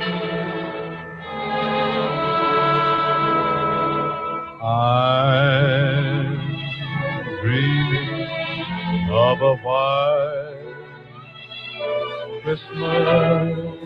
And you probably should be dreaming because the chances of us having a white Christmas in Colorado are not very high. But you never know. Keep dreaming, keep hoping, and we'll see what happens. Might get a little bit of white tomorrow. We'll just see how that works out. It's going to get cooler today, and it's got some weather coming in tomorrow. John Rush. Watch it coming in. That's right. Yeah. Kurt Anderson. You just hear him talk. Anderson's Automotive over on the West Colfax, I-70 West Colfax area. Drive Radio, that's what you're listening to. And you heard our last story. I'll share the 9 News story with you here in just a moment. Bruno is up next. Bruno, welcome. What's going on today? Yes, I was wondering if you could help me. Sure. I just got a 05 Kia Sedona with a 3.5 V6 in it. It's a minivan. Yes. And I bought it with only 49,000 miles on it, and now it's got 50. Okay. And unfortunately, it didn't come out at the test drive. Whenever I do a cold start, it kind of has all kind of different, noises from different sources. And I cannot even put the finger on it if it's RPM related or the RPM of the wheels related. Question to you, do you have a Kia specialist in your network? We don't have a Kia specialist, but for what you're talking about, any one of our facilities can take a look at that, figure out where the noise is coming from, what's happening. What part of town are you in, Bruno? Northwest Cherry Creek. Northwest Cherry Creek. So probably your closest is going to be Ken Rackley out at TuneTech, probably 225 and in the Colfax area, I should say, not I-70. Colfax and 225. Colfax and I-225. Yeah, Okay. your choice. You got 2 choices to go to, either there or Geno's, which is over on the west side. We don't have anybody in the central Denver area. We really need a shop in the central Denver area because we don't have one. Oh, okay. Next question. When did Kia, starting with which year, Kia stopped to be so-called throwaway car anymore? I think even after the event that I just went to, I think when they got into the 10-year mark, so as they got into the mid 2000s, which is where you're at with this van, their quality started to improve and has improved literally every year since. And then they'll be the first to admit when they came to America and started with their initial products, they were in some ways meant to be a car where, you bought the car, it was a low price, $10,000 or less car. And that's kind of how they came to America and how they marketed it. And as time went on, they've learned that, hey, we can be a player in this market just like anybody else. And they are today. Yeah. Okay. So hopefully I'm no longer in that era. Yeah, no, I don't think you bought a bad car. I think the era of car you bought will be fine. Let's just get it in and get it looked at and find out, where those noises are coming from and what's happening, and see if we can get you fixed up. By the way, it's the fuel mileage. At the beginning, I never got better than 17, and now first time on the freeway, I reached the same 21 and a half. Is that all I'm going to have to expect? That's on a minivan. Yeah, that's about all you're going to get. Yeah, because even the new ones, the 2014 minivan is only rated at 17 and 24. Is that right? Yeah. Yeah. So, and they've come a long way with fuel economy since 05. So if you're doing that, count your blessings. You're doing well. No kidding. Okay. Okay. Yeah, because you're pushing a box down the highway. That's a big vehicle. It takes a lot of power to run. Yes, it does. So, yeah. It's awful fast. I like it. What performance is concerned. Yeah. No, they work great. It's a good vehicle. Yeah. Okay. All right, Bruno. Appreciate your phone call. You. And yeah, there's an example. Bruno's got a car now that's Kia that's 10 years old. Granted, it's only got 50,000 miles, which isn't a lot. But yeah, is Kia a mainstream brand? I think I answered that question at the beginning of the hour. And the answer is yes. After talking to all the people, meeting the people from Kia, I think I mentioned in the first hour, I met the lady that even is in charge of all of their inventory, just-in-time delivery and inventory, and they have to track shipments coming from all over the world through different ports, local vendors, etc. Fascinating. It takes about 12 hours to build that Kia in that plant that we were talking about. So the new Sonata takes about 12 hours from start to finish. They run that plant 24 hours a day, 5 days a week, 2 shifts on Saturday. And they are producing and selling everything they can make. What models do they make? That plant, that vehicle only. Okay, right. That's it. Yeah, yeah. So they make as many, or they sell as many as they can produce. They would run on, what she was telling me is they would run on another shift on Saturday and Sunday, but of course they've got maintenance and things they have to do to the robotics and the equipment and the assembly line, etc. So it's hard to run 7 days a week, but they run 3 shifts. 5 days a week, 2 shifts on Saturday, shut down, which is costly, by the way, to shut the line down. So they shut the line down, do some maintenance, fire it back up Monday morning, and off they go. It was to me, it was amazing just to listen to all of that. I'd love to go through the plant someday just to see how things work. I've never seen a car built. As long as I've been in this industry, Kurt, I've never been to an actual manufacturing facility, Ford, Chrysler, et cetera, and watched a vehicle go through. I'd love to see that process someday. My wife and I were in Dearborn and went to the Ford. Oh, cool. Saw the F-150s. Very cool. Yeah, it's quite a it's a feat. Yeah, it really is. So anyways, I'd love to hear from you. Lines are open, by the way. We've got a couple of minutes. We can squeeze you in, 303-477-5600. This last segment, we'll be able to take some calls. So the story with 9 News. And we'll let Dennis get on at some point and give all of the details to this. You'll be able to watch some of this on 9 News. But there was a lady in town. 9 News actually contacted Steve out at Geno's. Steve then contacted me. I got together with Dennis and some others and said, here, we need to get this lady help. The story was she had a vehicle, had a transmission problem, took it to a facility, and it sat there for months, literally months and months and months. She paid $700, never got the vehicle repaired. Had to tow it away from that facility, so it cost her another $150 in tow bill, so she had $850 in it, with a vehicle that would no longer even start, run, move. They'd stolen some parts off of the vehicle, etc. Now, that particular shop is gone. Owner can't be found. There was no recourse. 9 News did as much as they could on that side of the fence. Couldn't find any help, etc. So then they called us. It was interesting that they called us, but they called us, got us involved, which we did. The lady's name, I'm not going to give her last name, but Sharon is her name. She had a Hyundai Santa Fe. Had a valve body issue in the transmission that had to get fixed. Dennis was kind enough, went over with his tow company, picked up the vehicle, towed it over, put a used transmission in it, because that was the cheapest way we figured out to actually fix this particular vehicle. Needed a battery. We put a battery in it. It needed some other things done to the vehicle. Got all that taken care of. Delivered the vehicle back to her. And 9 News is going to do more of a story on this of how do you avoid that type of situation. Of course, we looked at it more of how do we help this lady that spent $800 and some and has nothing to show for it. She's an elderly lady, didn't have any other resources to really do anything with it. The vehicle was in great shape other than this particular problem that she was having. So the story is going to be, how do you avoid this in the future? Which, watch 9 News. I'll put a plug in for them. This story will be coming up. Watch our Facebook page. We'll be having links to that story once it's released. Again, Dennis is down doing some filming at 9 News as we speak right now to kind of finalize that particular story. But again, guys and gals listening, those are the individuals that we're involved with here in Colorado Select. So, Dennis, he wasn't looking at it as, okay, it's 9 News. We were like, okay, well, big deal. We'll go, we'll just get the vehicle. We'll get it paid. 9 News is the one that wanted to do the story about, how to keep from getting ripped off. We were looking at it more of, okay, how do we help this lady get back on the road? That's the bigger story. Mm-hmm. Yeah, she got taken advantage of. How do we fix that? So hats off to, guys like Larry and Jeff, Kurt sitting next to me, Ken Rackley, who's sick today out at Toon Tech, Dorsey Johnson over on the west side, Ross, he's a, good friend of mine now. He bought my 2 stores, Fort Collins and Boulder. Ross Halk is his name. We've got Ray Seidel at Four Seasons.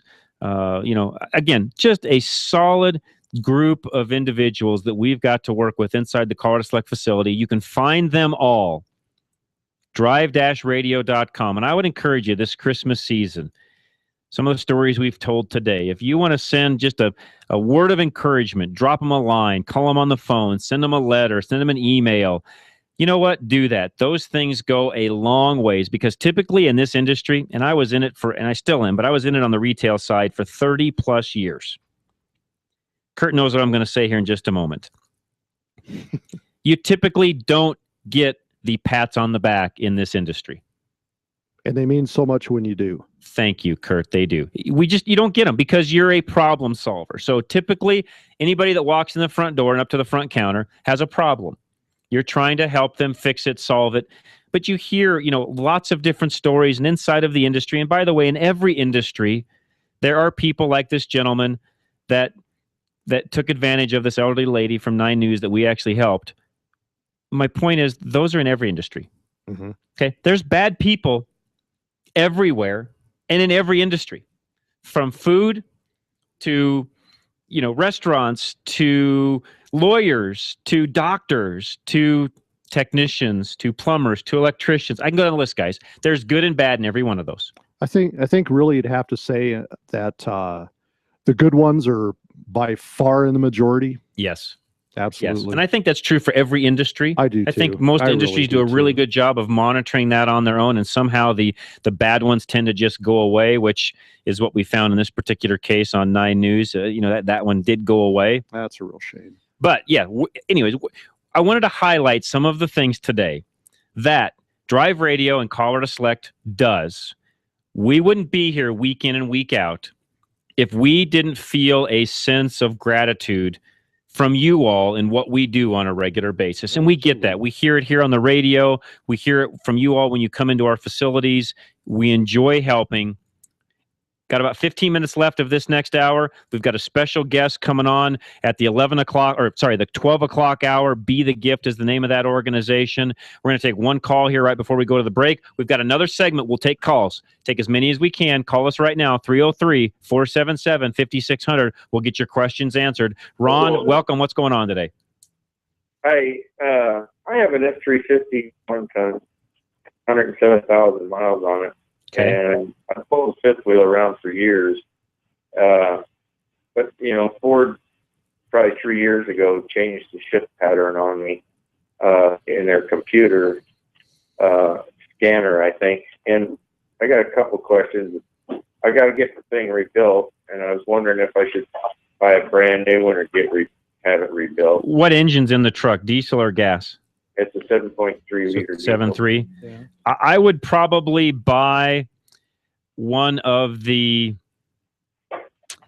upgraded new transmissions that's built for towing in regards to what you're doing with the vehicle. You could get yours rebuilt, have it upgraded, do some things like that. But I think even Jeff will tell you and would agree with me on this. Jeff from Larry's Automotive, they do transmission work. I think he would tell me the same thing. Buy a regular put together, whether it's, one of the aftermarket companies, Art Car, et cetera, and go down the list. There's a bunch of them out there that make them. I would buy a regular built, some of the billet components that are inside, et cetera, buy one of the heavy duty transmissions for it. Okay. Well, it's heavy duty already. So what's the upgrade? Well, they do different things with the torque converter. They do different things with the 1-2 clutch packs, and the entire insides is different than what your stock heavy duty transmission is now. Okay. Okay. Yeah. And that I'm trying to find is one that's upgraded and rebuilt, because I've been told that if you upgrade and rebuild them with Kevlar clutches, that's just strictly for racing. Yeah, and great point. I'm glad you asked that. I would not go to that extreme. Even some of the torque converter options that are there, I don't think I would go. You're not racing the vehicle. You're not doing. You're not out pulling on the weekends with it. Things like that. And Art Car was a company we used for years and years. They're one company that you can use. But I would be careful with that. And if there's somebody that you're thinking of, I don't want to get online, I don't want to get on the airwaves today and badmouth anybody. But if there's somebody you're thinking of, please send me an email. I will tell you my own personal experience, because I've had them with most every company out there that builds these type of transmissions. I'll tell you who's good, who's bad. Pop me an email and I'll help you with that. All right. Okay. One other thing I'd like to ask is Ford changed my shift pattern. Does that burn that R400 up or R100? It should not, no. The biggest thing that's hard on that transmission is, do you have an exhaust brake on it? No, I don't. Okay, that's one of the other things that's hard on that transmission, is when you have an exhaust brake. Yeah.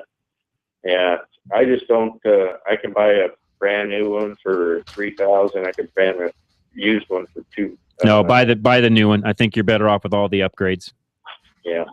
Okay. Okay. You're very welcome. Appreciate it. With that, we're going to take a quick break, and we'll be right back. Don't go away. John Rush, your host. Kurt Anderson, Drive Radio, KLZ 560. At Napa, we're always trying to make the great parts we sell even better. From the bacteria-killing surface on our cabin air filters to our revolutionary new Adaptive One brakes. And every Napa part is covered by a warranty good at any of our 6,000 Napa Auto Parts stores. Yeah, maybe you don't get this at your average auto parts store, but we've spent the last 80 years making sure we were anything but average. Go to NapaOnline.com for a location nearest you. Napa, get the good stuff. Need a one-stop auto repair solution in Boulder? At John's 4x4 Center, they service and maintain more than just 4x4s. From big trucks to diesel pickups, their team of service specialists and technicians have the computer diagnostics, tools, and expertise to service and repair any make or model. They combine their skills with integrity, giving you the best service in the industry. From preventative maintenance to major repairs, you can trust your vehicle to John's 4x4. Located on Arapahoe Road, just east of 63rd, behind Carpet One. They're open Monday through Friday, 7:30 until 5:30, with convenient shuttle service and after-hours drop. If you're ready to form a solid relationship with an auto repair shop, the new owners at John's 4x4 Center are committed to providing the personal and professional service you're looking for. Give them a call at 303-449-2640. Check them out on the web or follow them on Facebook at johns4x4.com. Reliability. It's what every driver wants from their vehicle. Regardless of make or model, you want your vehicle to take you where you need to go.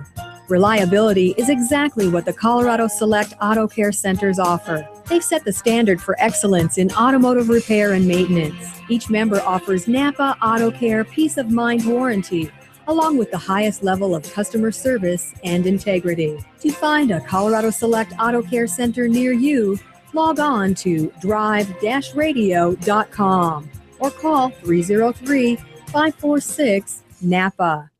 Do you love things that require gas or diesel fuel to run? Do you need a job? Are you just looking for a change? Napa Auto Parts is looking for delivery drivers and salespeople in all locations in the Denver metro area. If you have experience in the industry, that helps, but it is not mandatory.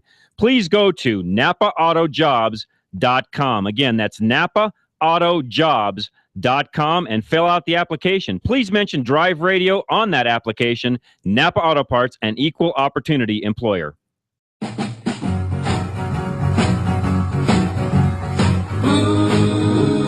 Merry Christmas and years comes this time each year. Little Beach Boys playing. Thanks, Matt. Does a great job for us every week, and great music this week, and we'll do the same thing next week. So Christmas is just around the corner. Guys, if you don't have your shopping completed, get her done. Don't wait till Christmas Eve like every other man does and be at the malls with every other Tom, Dick, and Harry. So get out there and get your stuff done early. Stuff can be done online, etc., but get out there, get your shopping done.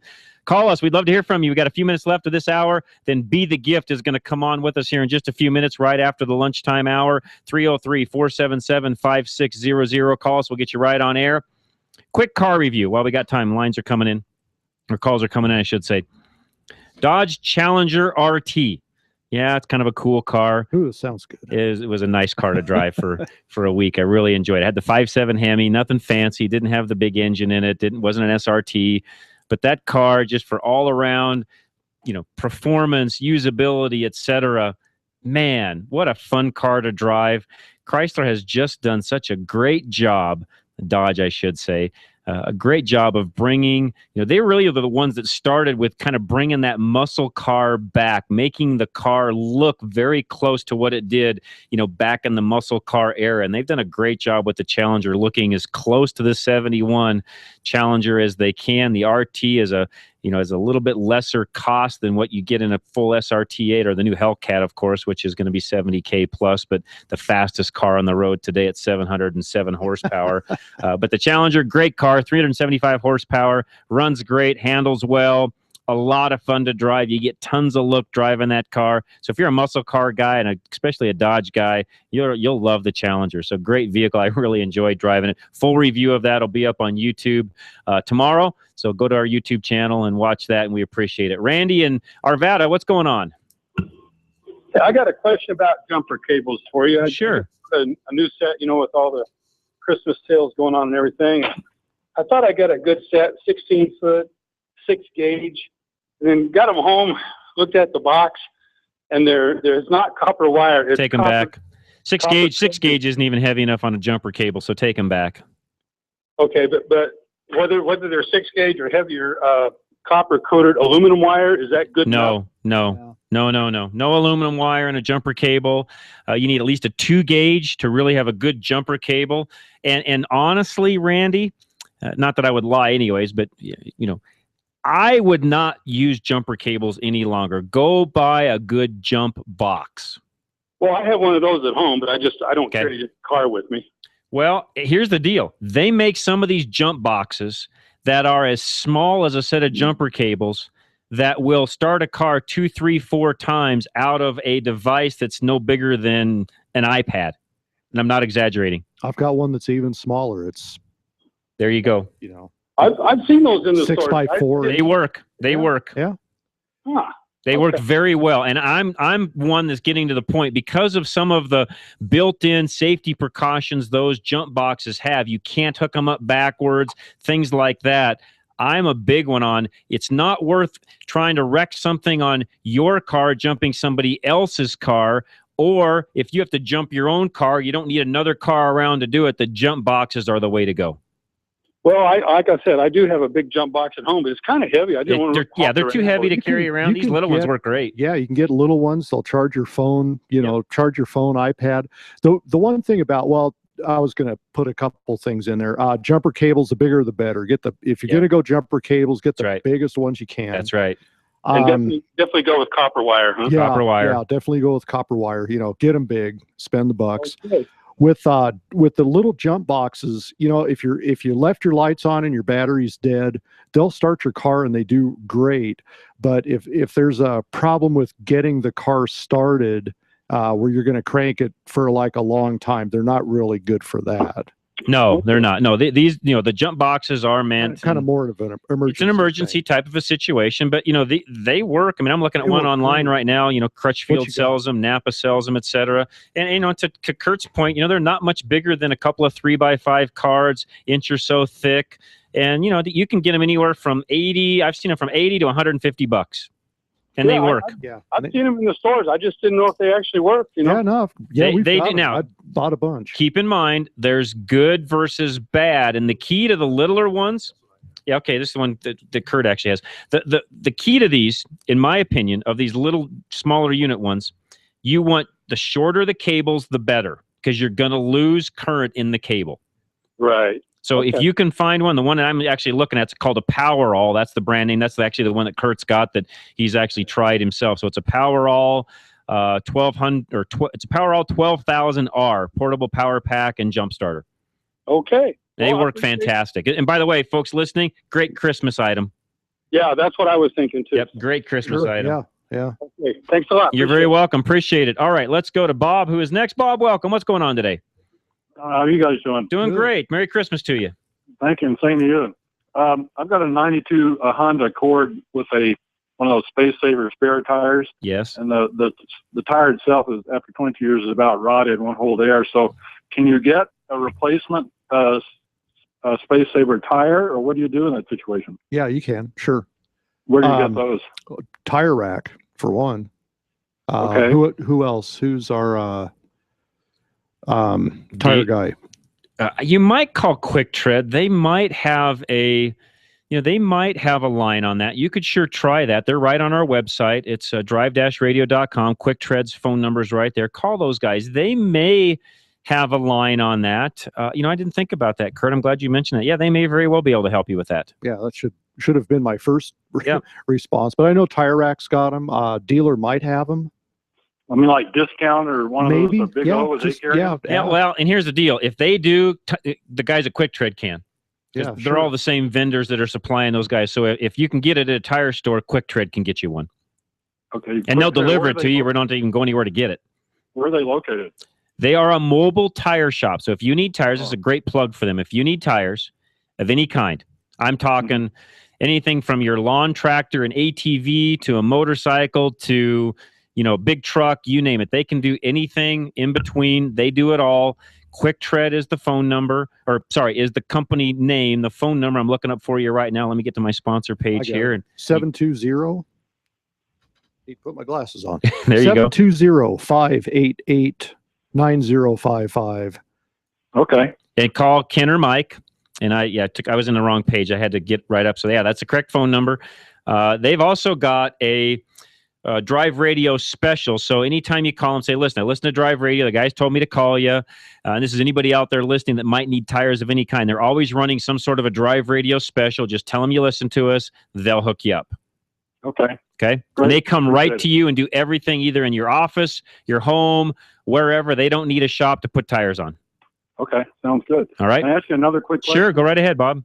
For those of us that like to clean the underside of our cars, any kind of a car wash or anything with a pit or anything where you can get under there and clean off oil gatherings from your cross member and all that stuff, or you have any ideas on that? The only way to do that is to go to one of the washes that actually has an undercar wash with it, and you need to make sure that you concentrate on the area that you're trying to get washed. The only other option you've got is go to one of our Car Select facilities and have them do an actual steam cleaning of the underside of the vehicle. With they then can raise it up on a rack, get their power washer out, wash it all off for you when it's up in the air.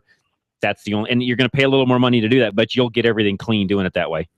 Okay, what did you say? There's some car washes that have some car washes have underbelly washes. They're called. Yeah, I've never seen that. You drive over them. Okay, that's what I'm looking for. And they work pretty well. Now they will not get off. If you've got a bunch of caked on oil that's been dripping for some time, or you've bought a used car, you're trying to get it reconditioned, etc. It will not get all of that off. It's meant really to get off slide oil, the mag chloride, salt, all that sort of stuff. Yeah, the grime. Yeah. I guess the other thing is you could lay there on your back with that wand in your hand and just do the best you could. That's what I used to do. I used to take a jack to the car wash with me and do it that way back before you had a shop. Yep. I thought of that, and I thought that would be too outrageous to do something like that. No, I've done it. So it's don't worry. I've done it. It happens. All right. And here's the catch to that too. By everybody else listening, by the way, even some of you homeowners that have power washers, et cetera, and you can do that in the driveway yourself, don't. Because everything you're washing in the driveway runs down the storm drain. I'm not a tree hugger, but last thing we need is, oil, contaminants, all that junk running down the storm drain, running right out into our waterways, et cetera. The car washes have pits, recyclers, et cetera. All that stuff stays on site, gets, the contaminants are taken out of the water. That's the best way to do it anyways. Okay, good point. Thanks. You're very welcome. All right, Bob, take care. Thanks for this. Enjoy your show. Appreciate it. Merry Christmas to you. Thanks for calling. And guys, with that, we're going to take a top of the hour news break. We've got an hour left of Drive Radio. Coming up next is Be the Gift. They're going to share with us how you can be the gift to a single mom. We'll talk about that as soon as we come back. Don't go away. John Rush, Kurt Anderson. Yeah. Drive Radio, KLZ 560. Wasting all my time, 'cause when you're standing so near, I gotta lose my mind. It's not the perfume that you wear, there's all the ribbons in your hair, and I don't mind you coming in, wasting all my time. Still haven't had enough? Go to drive-radio.com. Email your questions and comments. Download previous programs and find lots of useful information, including your nearest Colorado Select Auto Care Center. That's drive-radio.com. Thanks for listening to Drive Radio, sponsored by the member shops of Colorado Select Auto Care Centers on KLZ 560. Drive Radio is a presentation of Colorado Select Auto Care Centers. The independently owned and operated shops of Colorado Select hold each other accountable for the highest standards of technical expertise, honesty, and professionalism. They all understand that choosing a mechanic is risky business. So Colorado Select was created by this exclusive group of like-minded professionals who are dedicated to raising the level of consumer confidence in Colorado's auto repair industry. Schedule your next oil change at any of the Colorado Select Auto Care Centers heard on Drive Radio, and you'll immediately see the difference. For the complete list of all the member shops in the state, visit drive-radio.com.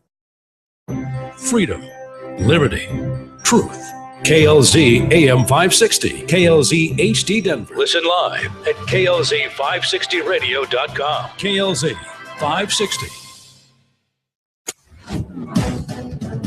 This is the Blaze Radio News. I'm Chris Barnes. The U.S. Senate resuming work at this hour on an over $1 trillion spending bill. Here's the Blaze Radio's Tom Peace with details. Liberal Democrats are angry about a provision in the House-passed bill that would roll back some Wall Street reforms.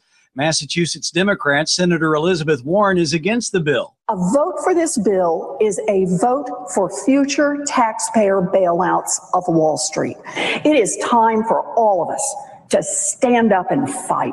Conservative commentator Charles Krauthammer with reaction. Spectacular hypocrisy, a festival of hypocrisy.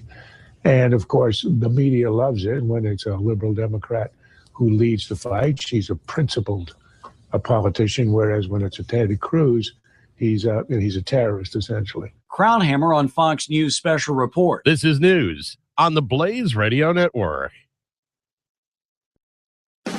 Everyone is making the switch to the Blaze to make it their source for the truth. Why not make it your source for the truth?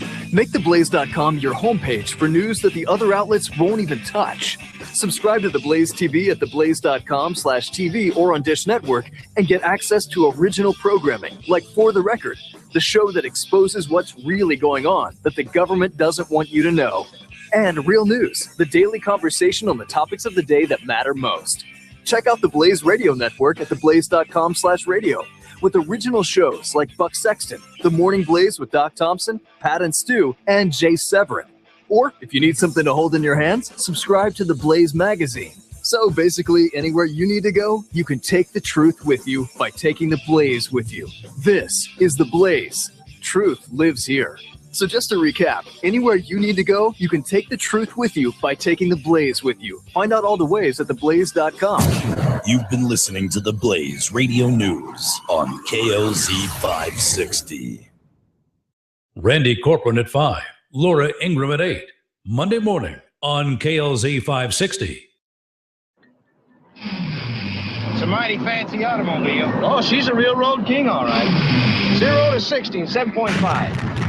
She'll do a quarter mile, 13.40. 390 horsepower, 500 foot-pounds of torque. Whatever that is.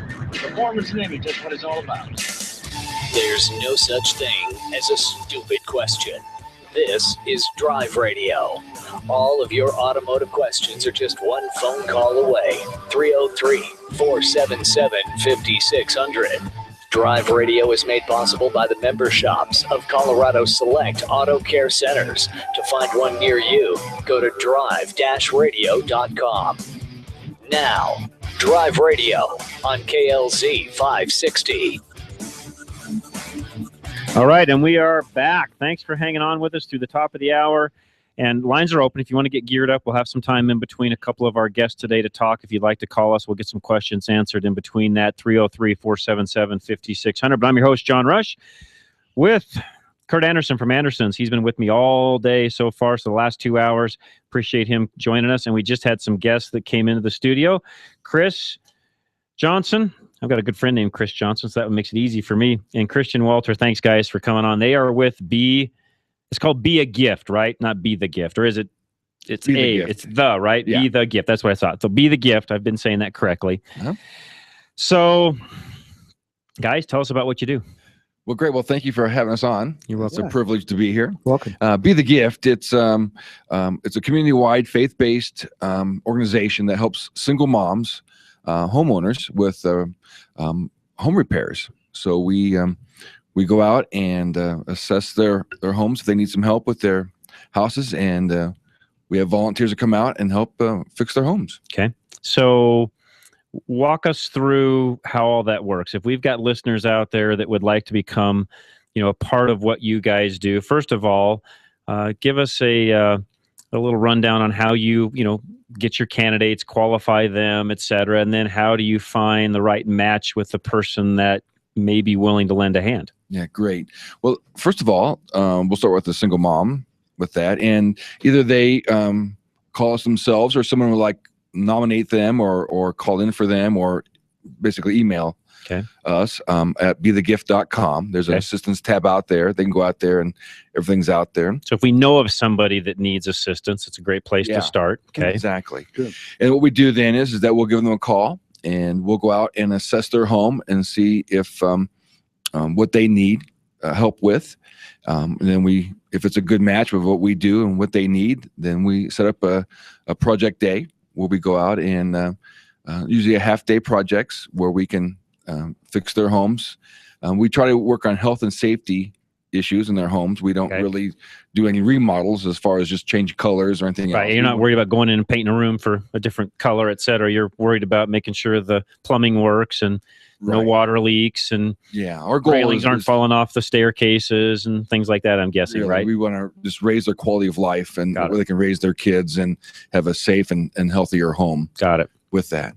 And so we have project managers like Christian right here, who goes out and manages the projects, make sure that's up to code, make sure that the volunteers are on task, and we accomplish a lot in 4 or 5 hours. Okay, awesome. So if there's somebody out there listening, which we have a lot of do-it-yourself type folks listening, we have a lot of do-it-for-me people that are listening too. So those of you that are out there, your skill set, and I will also say that not every auto technician makes a great carpenter.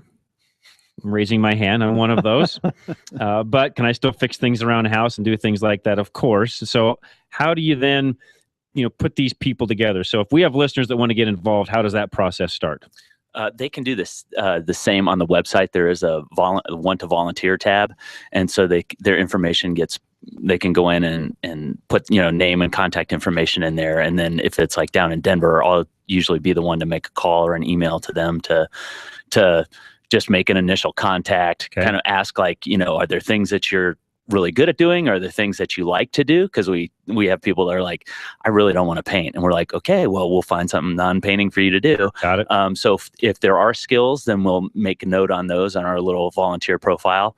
And we also have a lot of people that don't have skills and just like want to be a homeowner someday. And so they want to learn how to do that stuff. And so, we kind of get a mixed match of just pairing people up with the tasks that are at hand. Got it. And we usually on our jobs too, a lot of them, not surprisingly, but a lot of moms need yard work done. So it's real easy to take 6 or 8 people and just go clear out a backyard of brush and overgrowth and that type of thing, clean gutters and kind of that general doesn't take a lot of technical skill. It's just labor. Exactly. So if you can go out and rake leaves, you probably can qualify. Yeah. So so our jobs will typically have things that we can use people who have skills and things that have no skills and show up and go, I'm a pair of hands. So got it. Okay, that all makes sense. I assume, and I've looked at your website, so some of this I'm just assuming you'll take some donations and things along those lines too. So if somebody doesn't have a lot of time per se to go out and help, but they still want to take part and help a single mom, et cetera, I'm assuming you'll take some donations also. Is exactly one of the great things about Be the Gift is that we don't. It's a gift to the mom that we do this. So we don't charge her. We don't have any things that she's responsible for as far as the thing. So we take donations as far as materials sometimes, but financial donations, of course, are all welcome. And that way we're able to just take all the pressure off her. Be able to come in there and say, hey, we can fix this, and that, and do 2 or 3 things for her, and just take it off her plate. So how did you guys get started into this? What's the foundation story? Well, we've my wife and I personally, Marilyn and I, we've been working with families and youth for the last 25 years. And personally, I was a youth pastor. And when I knew that was coming to an end, I said, what can we do? And so we look around the community, and of course, working with single moms for many years with the youth ministry, I'm going, here's a practical way we can really help the community. And not only that, is a really great way to have people get involved with each other's lives in the community. And so we kind of match those who want to help with those who need help, and we just bring those together. So you just kind of became the help broker. Yeah.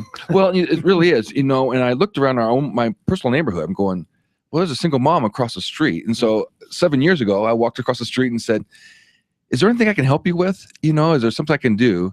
And she goes, if you can just help me put my storm windows in. And so I got a friend, we went over there, and they were those old single pane aluminum windows that just really bad as far as the for her home. And so I got some friends together, went and talked to some people in the community up in Loveland. And we can do better than that. We can actually get her new windows. Wow! And so we spent a month trying to raise money, and within a month we had new windows in her home. Wow! And that's really the genesis of saying, if we can do it here, we can do it through every neighborhood, great story, up and down the Front Range. And that's kind of how and people just jumped in.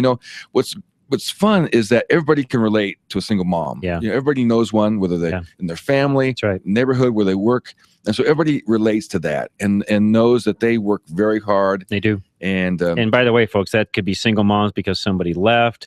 Could be single moms because nothing ever happened as far as marriage in the first place. Could be a widow. There's lots of single moms that are single for various reasons. And in most cases, in fact, I would probably say in all cases, not because of their own desire. Am I right in saying that? Yeah, very much so. Their journeys are all unique and interesting. And we have, you're exactly right. Everything from, like you said, who've lost their husbands to, diseases or other reasons or just life. Right. And we don't judge them. We don't, there's no prerequisites as far as why we help or anything else. We just jump in if they need help. And if what we do and what they need is a good match, we jump in. All right. Lastly, before you guys go, you also have mentioned a need. In fact, the station manager here mentioned this to me, but you guys have a need for a piece of equipment that would actually help you do this job even better. Let's get it out to our listeners. If somebody out there can potentially help, let's see if we can put a match together and make this happen. It's partly why I wanted to have you guys on, was because of this particular need. Explain. Yeah, Denver is really, we've got a lot of nominations in Denver, and Denver is really growing. And Chris, this is Christian. I live in Denver, and I've been volunteering with Chris for about 3 years now. And as we look to how can we really serve the more moms in the Denver area, part of it is almost like creating like a mobile shop, like in a van or a trailer, such where we have all the tools that we need there. And, when we go, we can just mobilize and go to a job site versus, right now I think about what tools I need out of my garage, and sometimes I bring them all, sometimes I forget a few, and it's going to allow us to be easier. Yeah, it will just be more efficient, and we could have jobs each weekend, to where. So I'm assuming that you guys would take like an enclosed trailer, a truck that's got a box on the back of it. You could take a good sized van, I assume. Anything along those lines that you could make a mobile workshop out of. Anything along those lines would be awesome. It would be tremendously helpful to just serve more moms more efficiently. All right. Sounds awesome. Guys, anything else you want to add? Any questions you've got, Kurt? No, I don't. That's a really neat thing. It really is. How do people get a hold of you? That's great. Yeah. BeTheGift.com is our website, and go out there and it's kind of our hub of information out there. Give me a call, 970-691-8777. Say that again. 970-691-8777. My name's Chris. Okay. And give us a call, go to the website, and email us. We'd love to talk with you. Jump in with us, guys. And ladies, we could use all of you can help. Or young people. Yeah, everybody has a place. That's awesome. Guys, I appreciate you taking time coming down here. It's way easier doing this in person than over the phone. So I'm so glad you guys took time out of your day to come down and do this. We'll continue to put the word out. I wrote your number down just in case anybody in the next 45 minutes calls in and says, hey, what was that number one more time? And a lot of times that happens. But we'll continue to push this, see what we can do for you guys through the Christmas season. But Merry Christmas to both you guys. And you've got a cohort over here we didn't mention, but thank you all for coming in, helping out, helping single moms.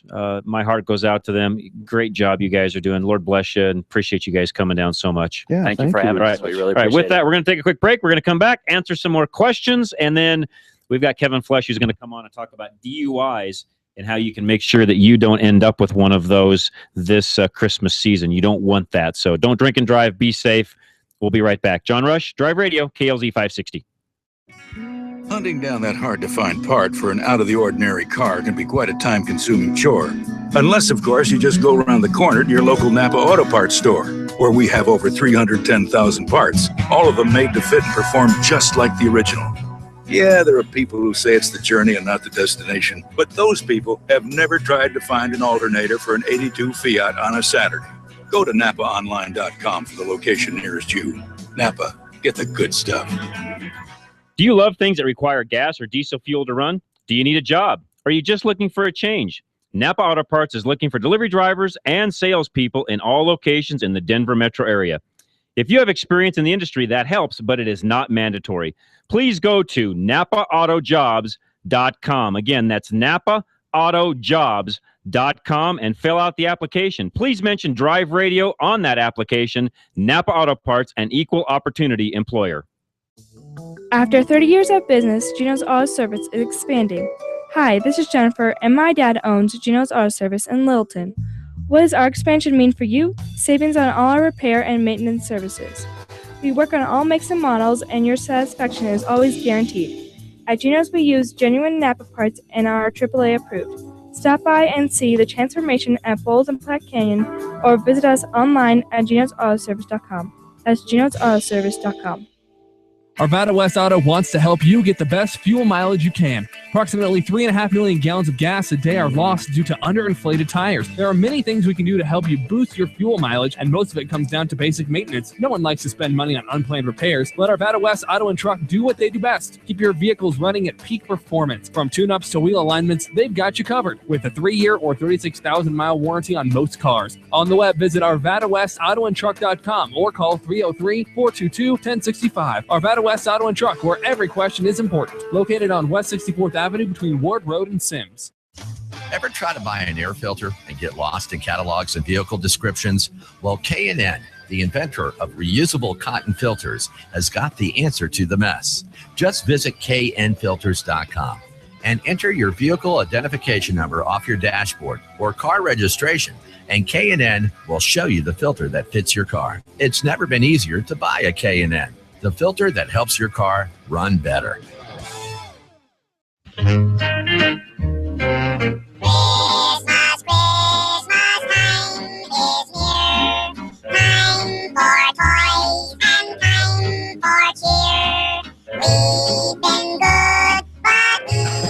Little chipmunk action.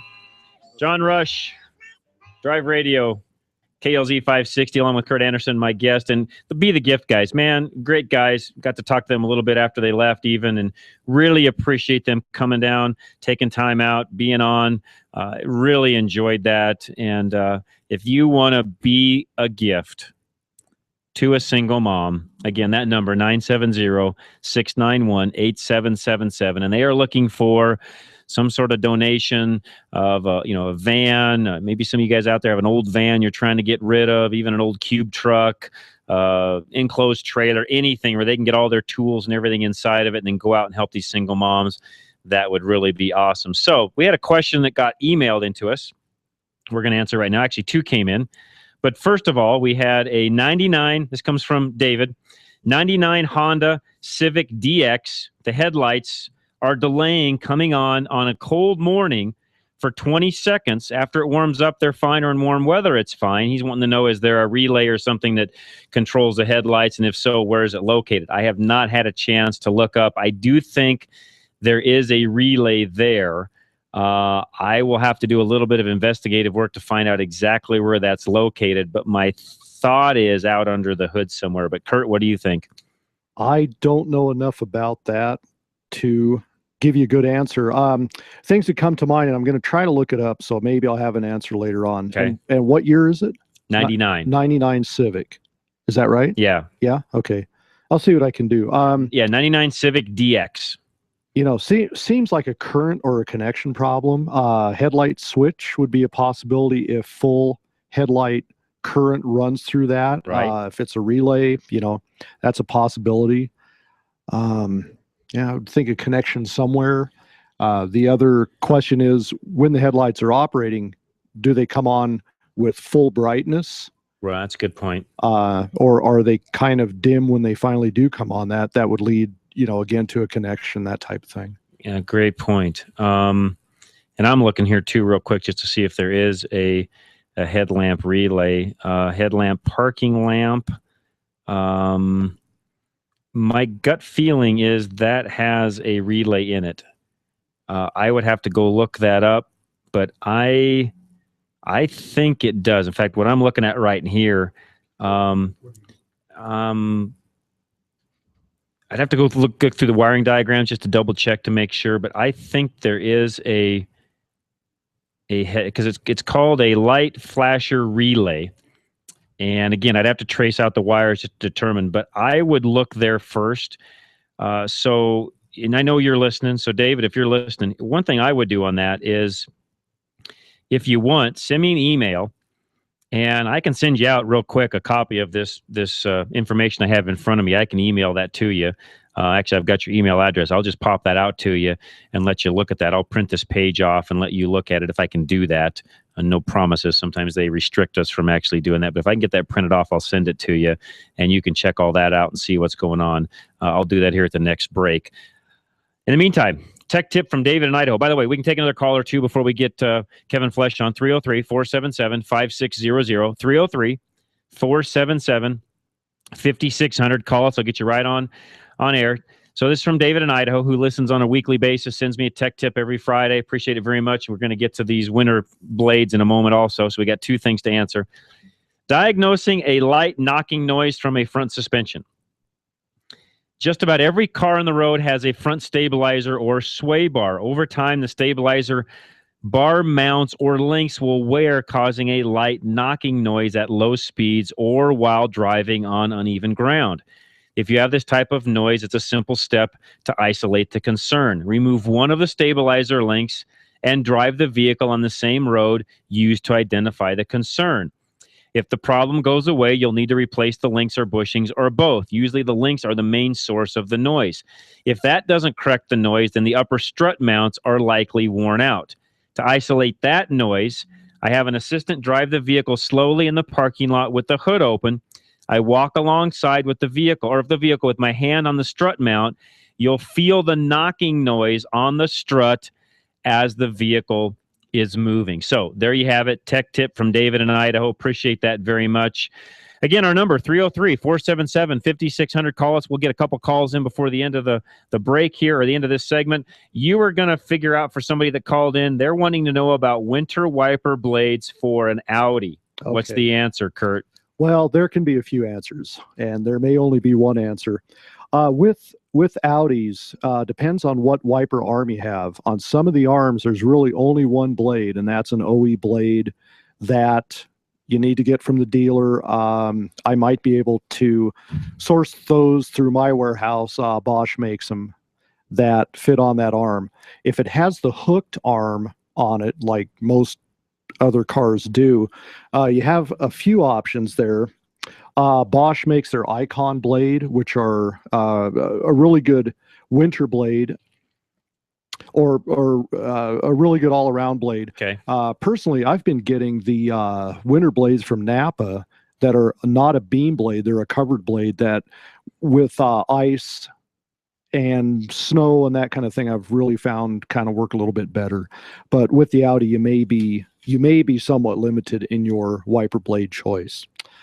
So it really is going to come down to vehicle application, what arms on it, right? All of that. So, and I know whoever that was that called in, you were jumping in the car, didn't really want to talk on the phone on the car. Don't blame you. Listen to that. If you've got further questions, just call Kurt directly. He's our resident Audi, Euro expert. Kurt, give him your phone number so he can do that. Yeah, sure. 303-278-8766. Okay, there you have it. So if you've got a question on that, and by the way, any European question, call Kurt. Yeah. Honda headlights. I just pulled that up. Okay. I just pulled up a wiring diagram on that. According to what I'm finding, there is not a relay on there. Full headlight current goes through the switch. Through the switch. Okay. So switch would be suspect. There's an under dash relay and fuse block, so all of the lights are fused on that. So there's headlight switch connections, that type thing. Got it. Would be where I'd be looking. Got it. And you're right, because what I just pulled up a minute ago, I didn't read it properly. I was looking at park lamps, not headlamps. And yes, they have a flasher relay for the park lamps. So you are correct. So appreciate you finding that, Kurt. So tell you what, let's take looks like Kevin's calling in right now. Let's take a quick break. We'll come back. That'll give us a little bit more time with Kevin Flesh. We're going to talk about DUIs. I'm not going to get into all the technicals of what happens when you have one. We want to talk about how to not have one in the first place, and what happens when you get one and how expensive they are. So, folks, we want to keep you safe while you're driving. We also want to talk about what do you do if you suspect somebody else may be drinking and driving, and or how do you keep somebody from drinking or driving? These are all questions I'm going to ask Kevin when we come back. So we'll take a quick break. We'll come right back, talk to Kevin. He's taking time out of his day with some family things he's doing, so I want to be respectful of his time. So we'll be right back with Kevin Flesh. Don't go away. I'm your host, John Rush. Drive Radio, KLZ 560. Have you failed an emissions test and don't know what to do? Have you been trying to fix it yourself? Arvada West is your answer. Here's one. Drink at home. Confidence for the customer. We are always willing to explain the repair process to you. We use a proven diagnostic format that we have developed since the emissions program began here in Colorado. For an honest, understandable, and reasonably priced diagnosis, stop by and see us. We've helped clean our Colorado air since 1981. Call Arvada West Auto and Truck 303-422-1065 or see us on the web at arvadawestautoandtruck.com. If you would like to stop by to make an appointment, we are at 11752 West 64th Avenue. At Napa Auto Parts, we've been the most trusted name in auto parts for over 80 years. Probably because we've never stopped looking for ways to make the great parts we sell even better. It's a commitment to quality you'll find in every one of our 310,000 parts.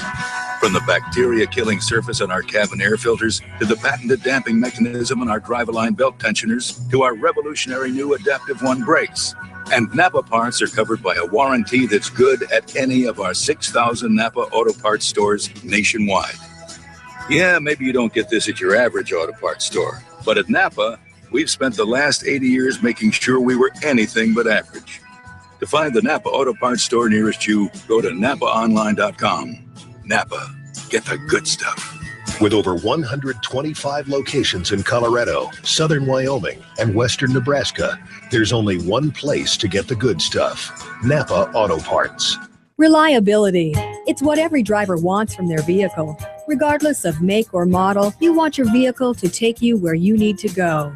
Reliability is exactly what the Colorado Select Auto Care Centers offer. They've set the standard for excellence in automotive repair and maintenance. Each member offers Napa Auto Care Peace of Mind warranty, along with the highest level of customer service and integrity. To find a Colorado Select Auto Care Center near you, log on to drive-radio.com or call 303-546-NAPA. Do you love things that require gas or diesel fuel to run? Do you need a job? Are you just looking for a change? Napa Auto Parts is looking for delivery drivers and salespeople in all locations in the Denver metro area. If you have experience in the industry, that helps, but it is not mandatory. Please go to NapaAutoJobs.com. Again, that's NapaAutoJobs.com and fill out the application. Please mention Drive Radio on that application. Napa Auto Parts, an equal opportunity employer.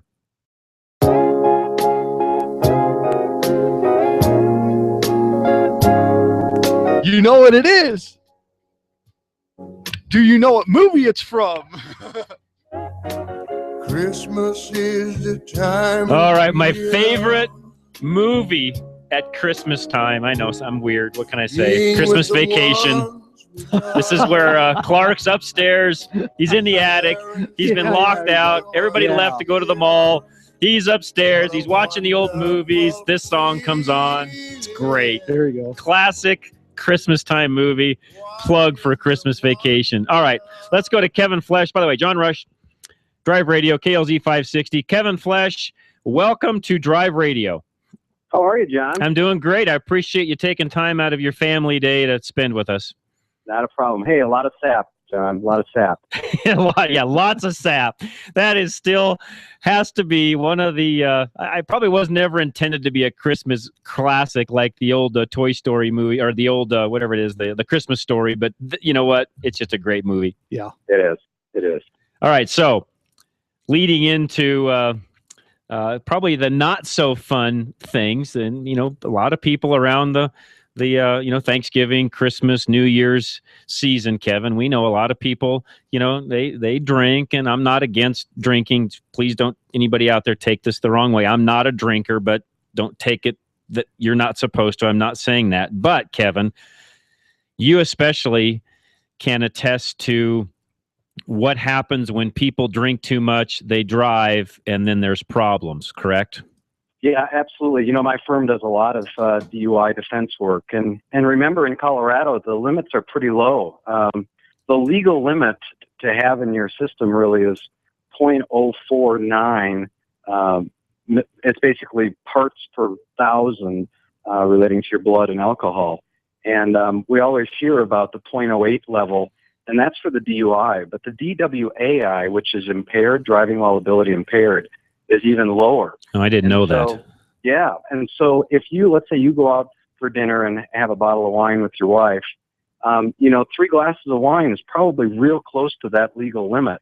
Okay. And so the most important thing to realize is how much you're having to drink. And my belief is, a cab ride or some way of getting home other than you driving after a few drinks is so much easier than having to call me and then have to deal with the court proceedings and all the other things that happen with it. Yeah, So, I think you just hit on something. I didn't even have it in my notes, but cab, Uber, Lyft, any of those, any of those ways of getting back home so you don't have a problem. Because Kevin, one thing I did want to get into, and you segued into this perfectly, is somebody's been out drinking. They don't even know they're, over the limit. They come upon a checkpoint, or they just are randomly pulled over. Maybe they're even driving, maybe they have a light out, or they didn't put the turn signal on just quite right, and they're now pulled over. And they're going through the test, and they exceed either one of those limits, the 0.049 or the 0.08. What kind of a cost, and what's next? Yeah, so let's start with the 0.08, the DUI. At that point, the police officer will take your driver's license. You'll have to request a hearing with DMV. Even on a first offense now, if you're over that 0.08 limit in Colorado, you're going to potentially lose your license for 30 days and then have an interlock device in your car. They say up to 8 months, but if you do everything correctly and don't have any problems with an interlock device in your car, then you can really get rid of it after the first 4 months. So you got the costs relating to all of that. Which I'm going to stop Kevin for just a moment. I did locks in my business for a number of years, for 10 plus years. And I will tell you that Kevin is right in what he's saying. And here's the reality, though, of things, folks listening. And Kevin is right. You can get them off that quickly. What we saw happen, though, Kevin, is people take advantage or don't really believe the interlock device is as accurate as it is. And rarely did we ever see somebody come off of an interlock device in 4 months.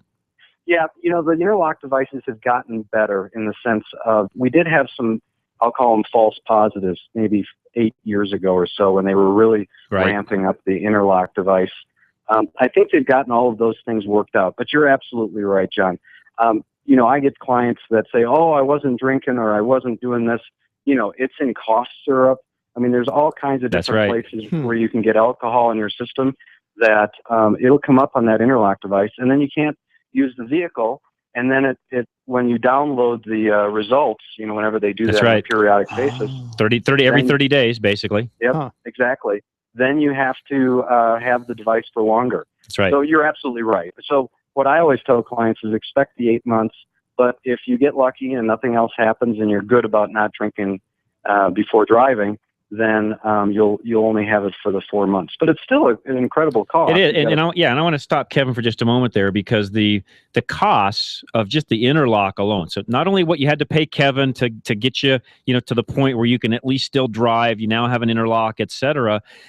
Everything Kevin's talking about adds up, because that interlock device has an initial cost. In some cases, they give it to you for free, depending upon how long you might have it, by the way. But then there's a monthly fee that you're getting for all of the information Kevin just talked about. The thing has to be calibrated. There's download reports, etc. All that stuff is shared back with the state. That's not free. You're paying for that on a monthly basis. Absolutely. So that's the DMV part of the process. And remember, for all the listeners out there, there's two things that happen when you get pulled over for a DUI over 0.08. You've got the DMV process with your license, because they say that's a privilege relating to your driving. Right. So it's a privilege to drive. So you deal with that right away. And then you've got the criminal side of it, which is in the county court. That's where we represent people both at the DMV level and at the county court level. So in the event that you get convicted, let's say, of any alcohol-related offense, the judges generally don't hit you with a whole lot of fines, but the court costs and the probation costs, before you even get to the counseling and the useful public service and all of the MAD panel, all of those things that you have to do, generally run somewhere between $1,000 and $1,400 before you even start talking about the other things that you need to do as a consequence of being convicted of an alcohol-related offense. So it's not a fun process, is really what you're trying to say. It is not a fun process. And in fact, some folks that have state licenses too are impacted. Nurses, lawyers like myself, other people that have state licenses with DORA have to report those sorts of offenses, because it goes to whether or not you're capable of keeping that license. Got it. So again, there's another cost for those folks. And you haven't even gotten to the attorney fees. And you haven't. Like that. No. And the other thing I was going to throw at is, as an employer, and a lot of my people have to drive. In fact, Kevin's helping me with a situation right now along these lines. But when I have people that have to drive for me, Kevin, the other thing that we're finding as an employer is, if you've got any kind of a alcohol offense on your record, most commercial policies, at least the ones I've been associated with, will not allow you to be on my policy and drive for me for 5 years. Yeah, that's exactly right. Which That's means exactly you're right. just limiting your ability in some cases to even have a better job. Yeah, as a matter of fact, I just had a fellow that I was representing. He was in his early 60s. First offense, he was working for a municipality in the metro area, and he had been there for 14 years. And because of this DUI, he drove a lot for the municipality. He had to retire if he lost his job. Yeah, and I've had to let people go on my end because of the same situation. Or, Kevin, they get demoted. I can still have them work for me, but they're no longer going to be at a driving, quote unquote, driving position. So now, not only did the DUI cost you in the fact that you had to pay the court, you had to pay the interlock, you had to pay you, now you've just lost your job and or got a lower paying job because of this DUI. So folks, my point is, this is serious stuff. I don't want anybody to think for a second that this is not a serious deal, because it is. And Kevin, are you seeing more of it now than we did in the past? Yeah, well, part of it is the level of the alcohol that becomes illegal has been lowered. And so, I mean, that's been over the last 5 years or so that we've gone from the 0.1 to 0.08. And so we're seeing some of that. The other thing that we're seeing, not only alcohol, but the legalization of marijuana.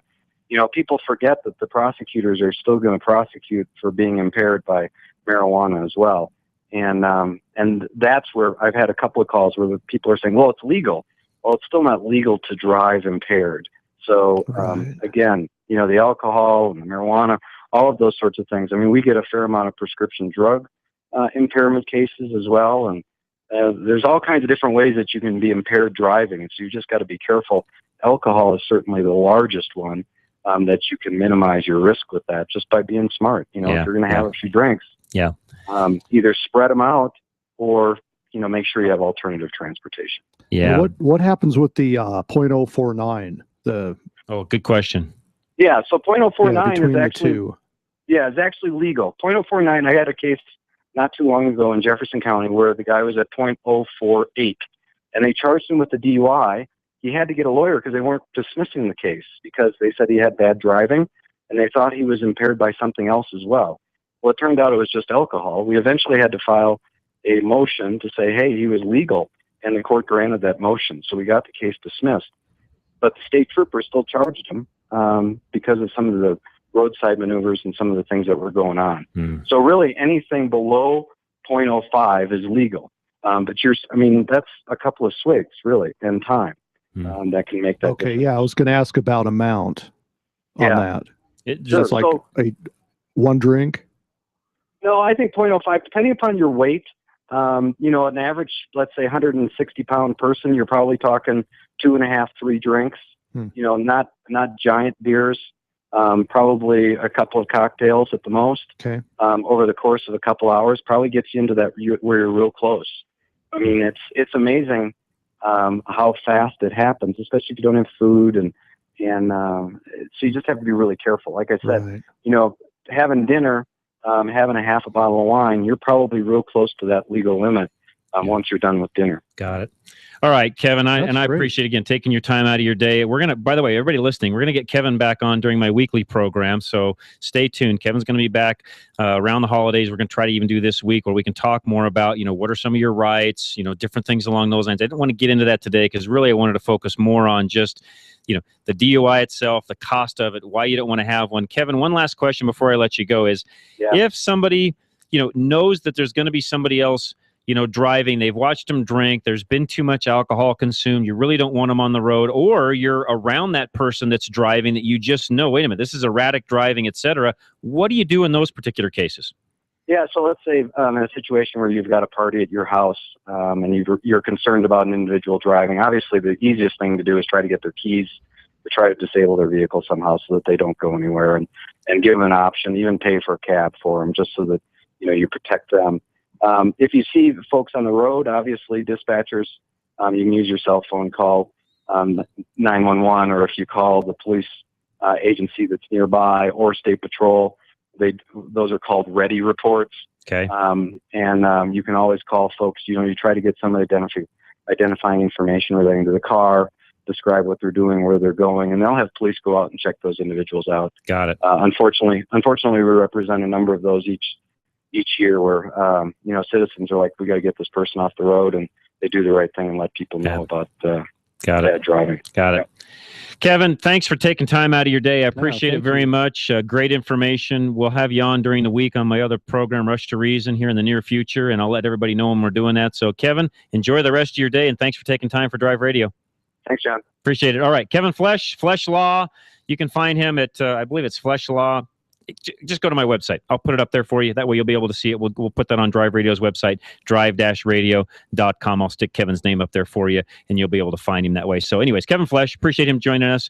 And we're going to take a quick break. We're going to come back. Jeff in Northglenn, hang tight. You've got a question on your F-250. We'll get you one more call coming in. We can take a few more calls before we get off the show. 303-477-5600. Call us. We'll get you right online and are all lit up right now. So you'll have to wait for somebody to drop off, then we'll get you right on. John Rush, Kurt Anderson, Drive Radio, KLZ 560.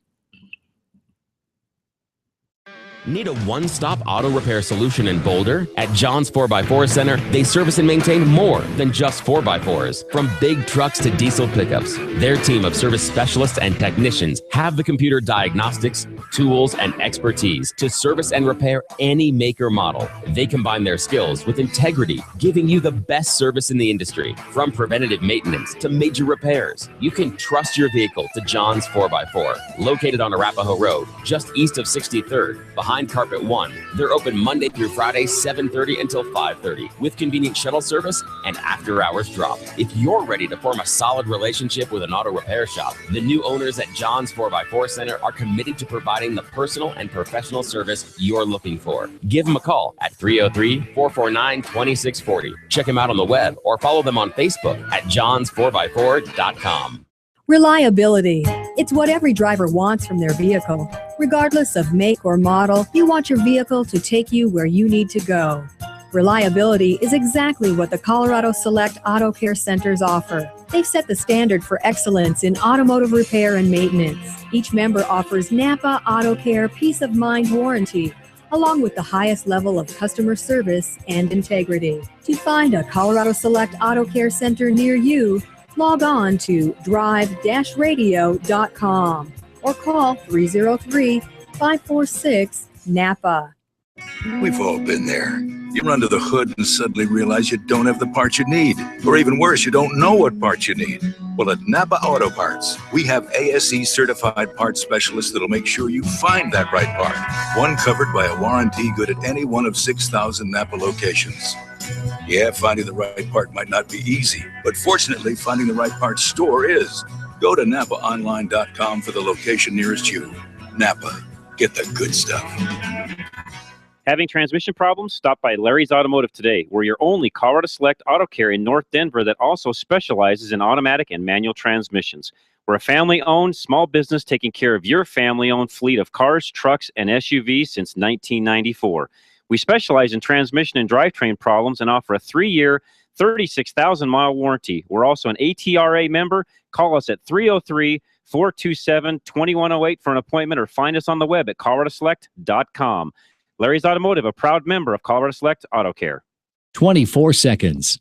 I timed it. It took me just 24 seconds to find a AAA certified master mechanic who offers the best peace of mind warranty in the state. A 3-year, 36,000-mile warranty on every repair. At coloradoselect.org, I search my city and boom, I'm done. Colorado Select Auto Care puts their member shops through a rigorous set of requirements, so I know no matter which shop I choose, I'll get the best auto repair service possible. That's 24 seconds well spent. coloradoselect.org. I'll have a blue Christmas without you. I'll be so blue. All right, little Elvis. Appreciate that very much, Matt. John Rush, Kurt Anderson, Drive Radio. Appreciate that and all the good music that Matt's played for us today. All right, let's get as many calls in as we can here before the end of the hour. Jeff in Northglenn, what's going on, Jeff? Hey, not much, John. Merry Christmas. Merry Christmas to you. To all you guys.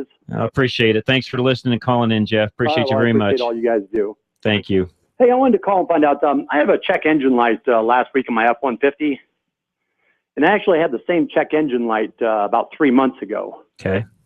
And it says something about an O2 sensor signal bias stuck, Rich Bank 1. Okay. And then also Rich Bank 2. Okay. So both banks it's saying. Does it say that on both times the light's been on and both banks have been rich? Is that what it says? The exact same codes. Okay. Yeah, they were P2196 and P2198. Okay. What are you doing to get rid of the codes? Well, of course I have a programmer, so I just went in and read the codes and cleared them. 3 months ago, I talked to Craig about it, and he said to go ahead and clear the codes and, wait and see if, they come back. And sure enough, last week, well, it's 3 months between codes, so I'm kind of curious about that. Interesting. But they happened both the exact same circumstances. Went out to my truck after work. As soon as I started it to leave, the check engine light came on. And one of the things I looked at when I Googled it, of course, there was probably about a dozen, possible causes for this. But one of them said something about an aftermarket exhaust. And the first time I had this check engine light was probably, probably 2 weeks after I changed out the exhaust. I don't know if that's just coincidental or. Yeah, it's odd. I would think it's more coincidental. It could be that you've changed the flow of things enough to where it's causing a check engine light. And Fords tend to be a little bit more critical of that than some of the other brands that are out there. You and I have had that discussion before. Do you have a programmer in this truck? I don't remember. I do. Have you taken the programmer out to see if that changes any of this? Well, I haven't, because it's a tune required air intake. So I figured if I take the tune out, I'll probably end up with a lean condition because of the air intake. Because that's been my experience in the past. Possibly, but I bet you don't. I think what I would do, just to try it for a week or two, Jeff, you're not going to hurt anything doing this. Take the tune out and see if it changes the light coming on or off. And if it doesn't come on, well, then it indicates you might have an issue with the tune and the programmer. You were getting faults for both banks. Which sensor? Pre or post cat? I don't really know. It just said O2 sensor signal bias stuck. Yeah, I don't know about Ford in particular. It sounds like the sensor may be stuck rich. That can be because of a rich condition. It could be a symptom. It could also be that the sensor's misreading, or going bad. How many miles are on your truck? There's 66,000 on it now. Okay. So no 4. Yeah, it seems a little early. Then we get real technical, looking at fuel trim numbers and the actual O2 sensor operation, that type of thing. Right. And John's typing up, I think he's looking on the. No, I'm just, I'm okay. multitasking, doing a couple things at once here.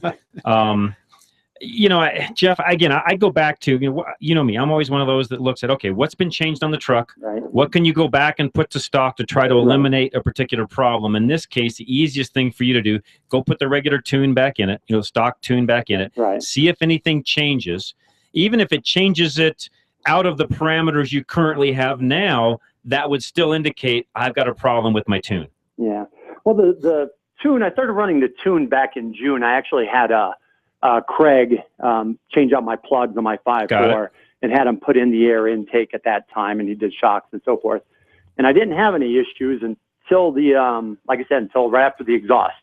So, but I imagine, still could have changed something, somewhere along the line.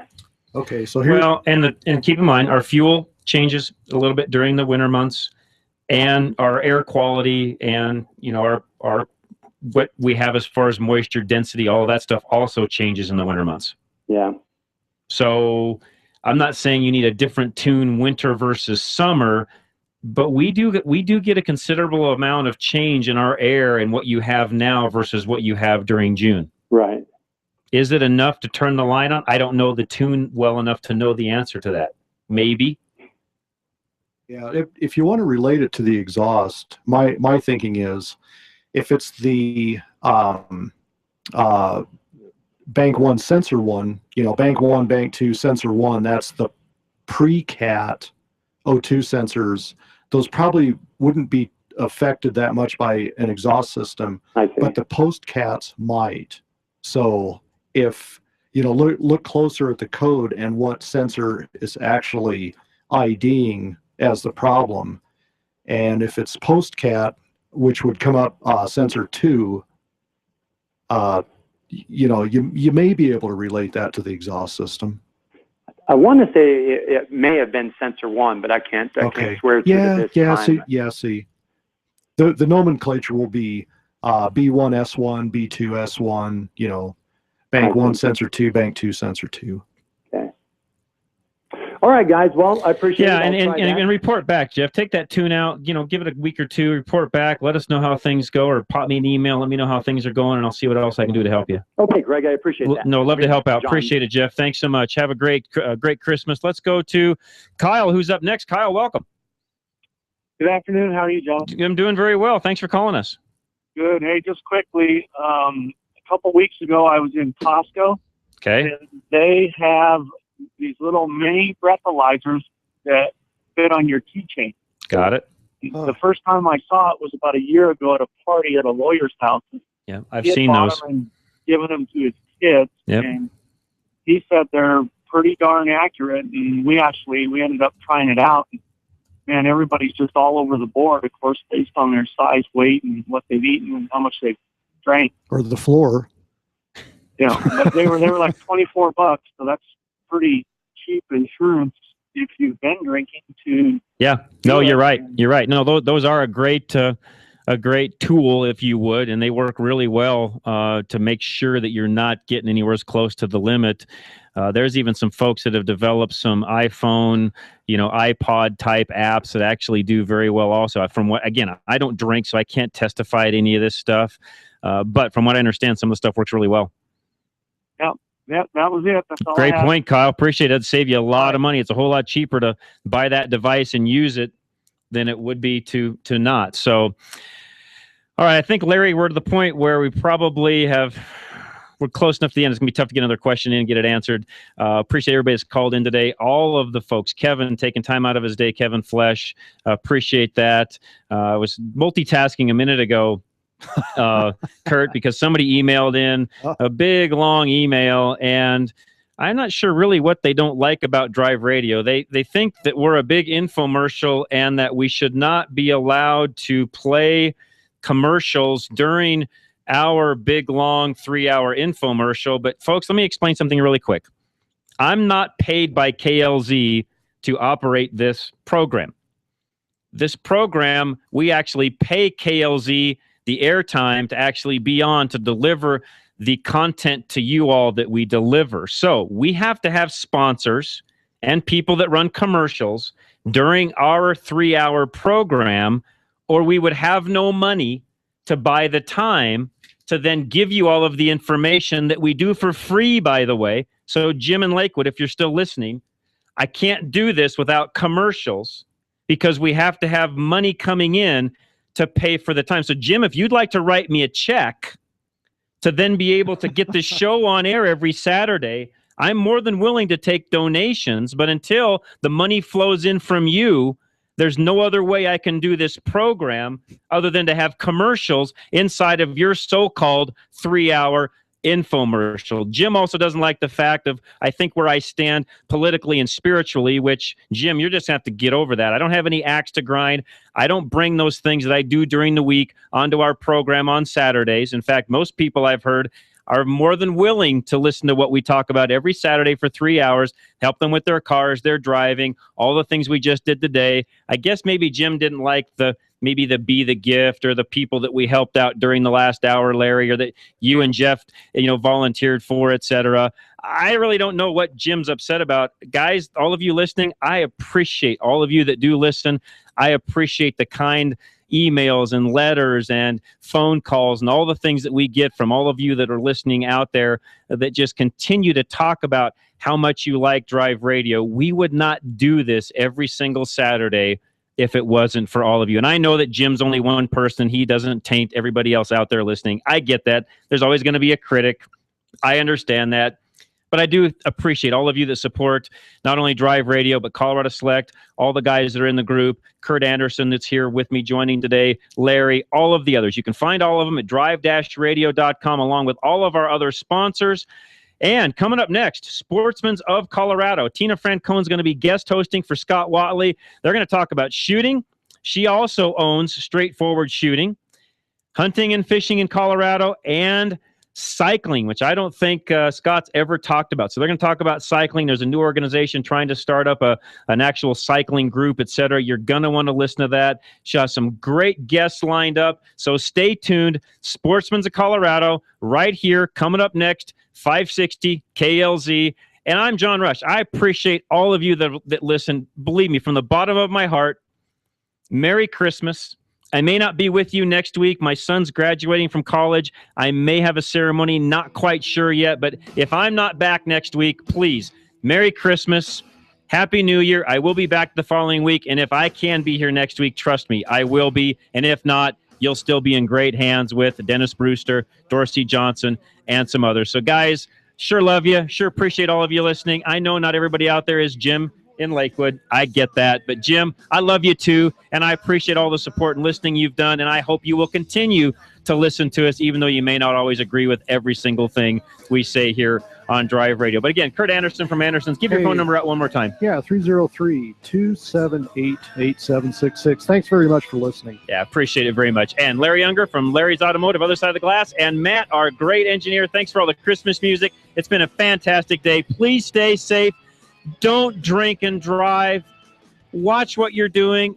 Be safe. Maintain your car well. And we'll have a great, happy 2014 or the end of it. And then we'll head right on into 2015. What is today? 12, 13, 13, 12, 13, 14. Yeah. Weird date today. So, guys, with that, we're out of here. John Rush, love you. God bless you. Drive Radio, KLZ 560.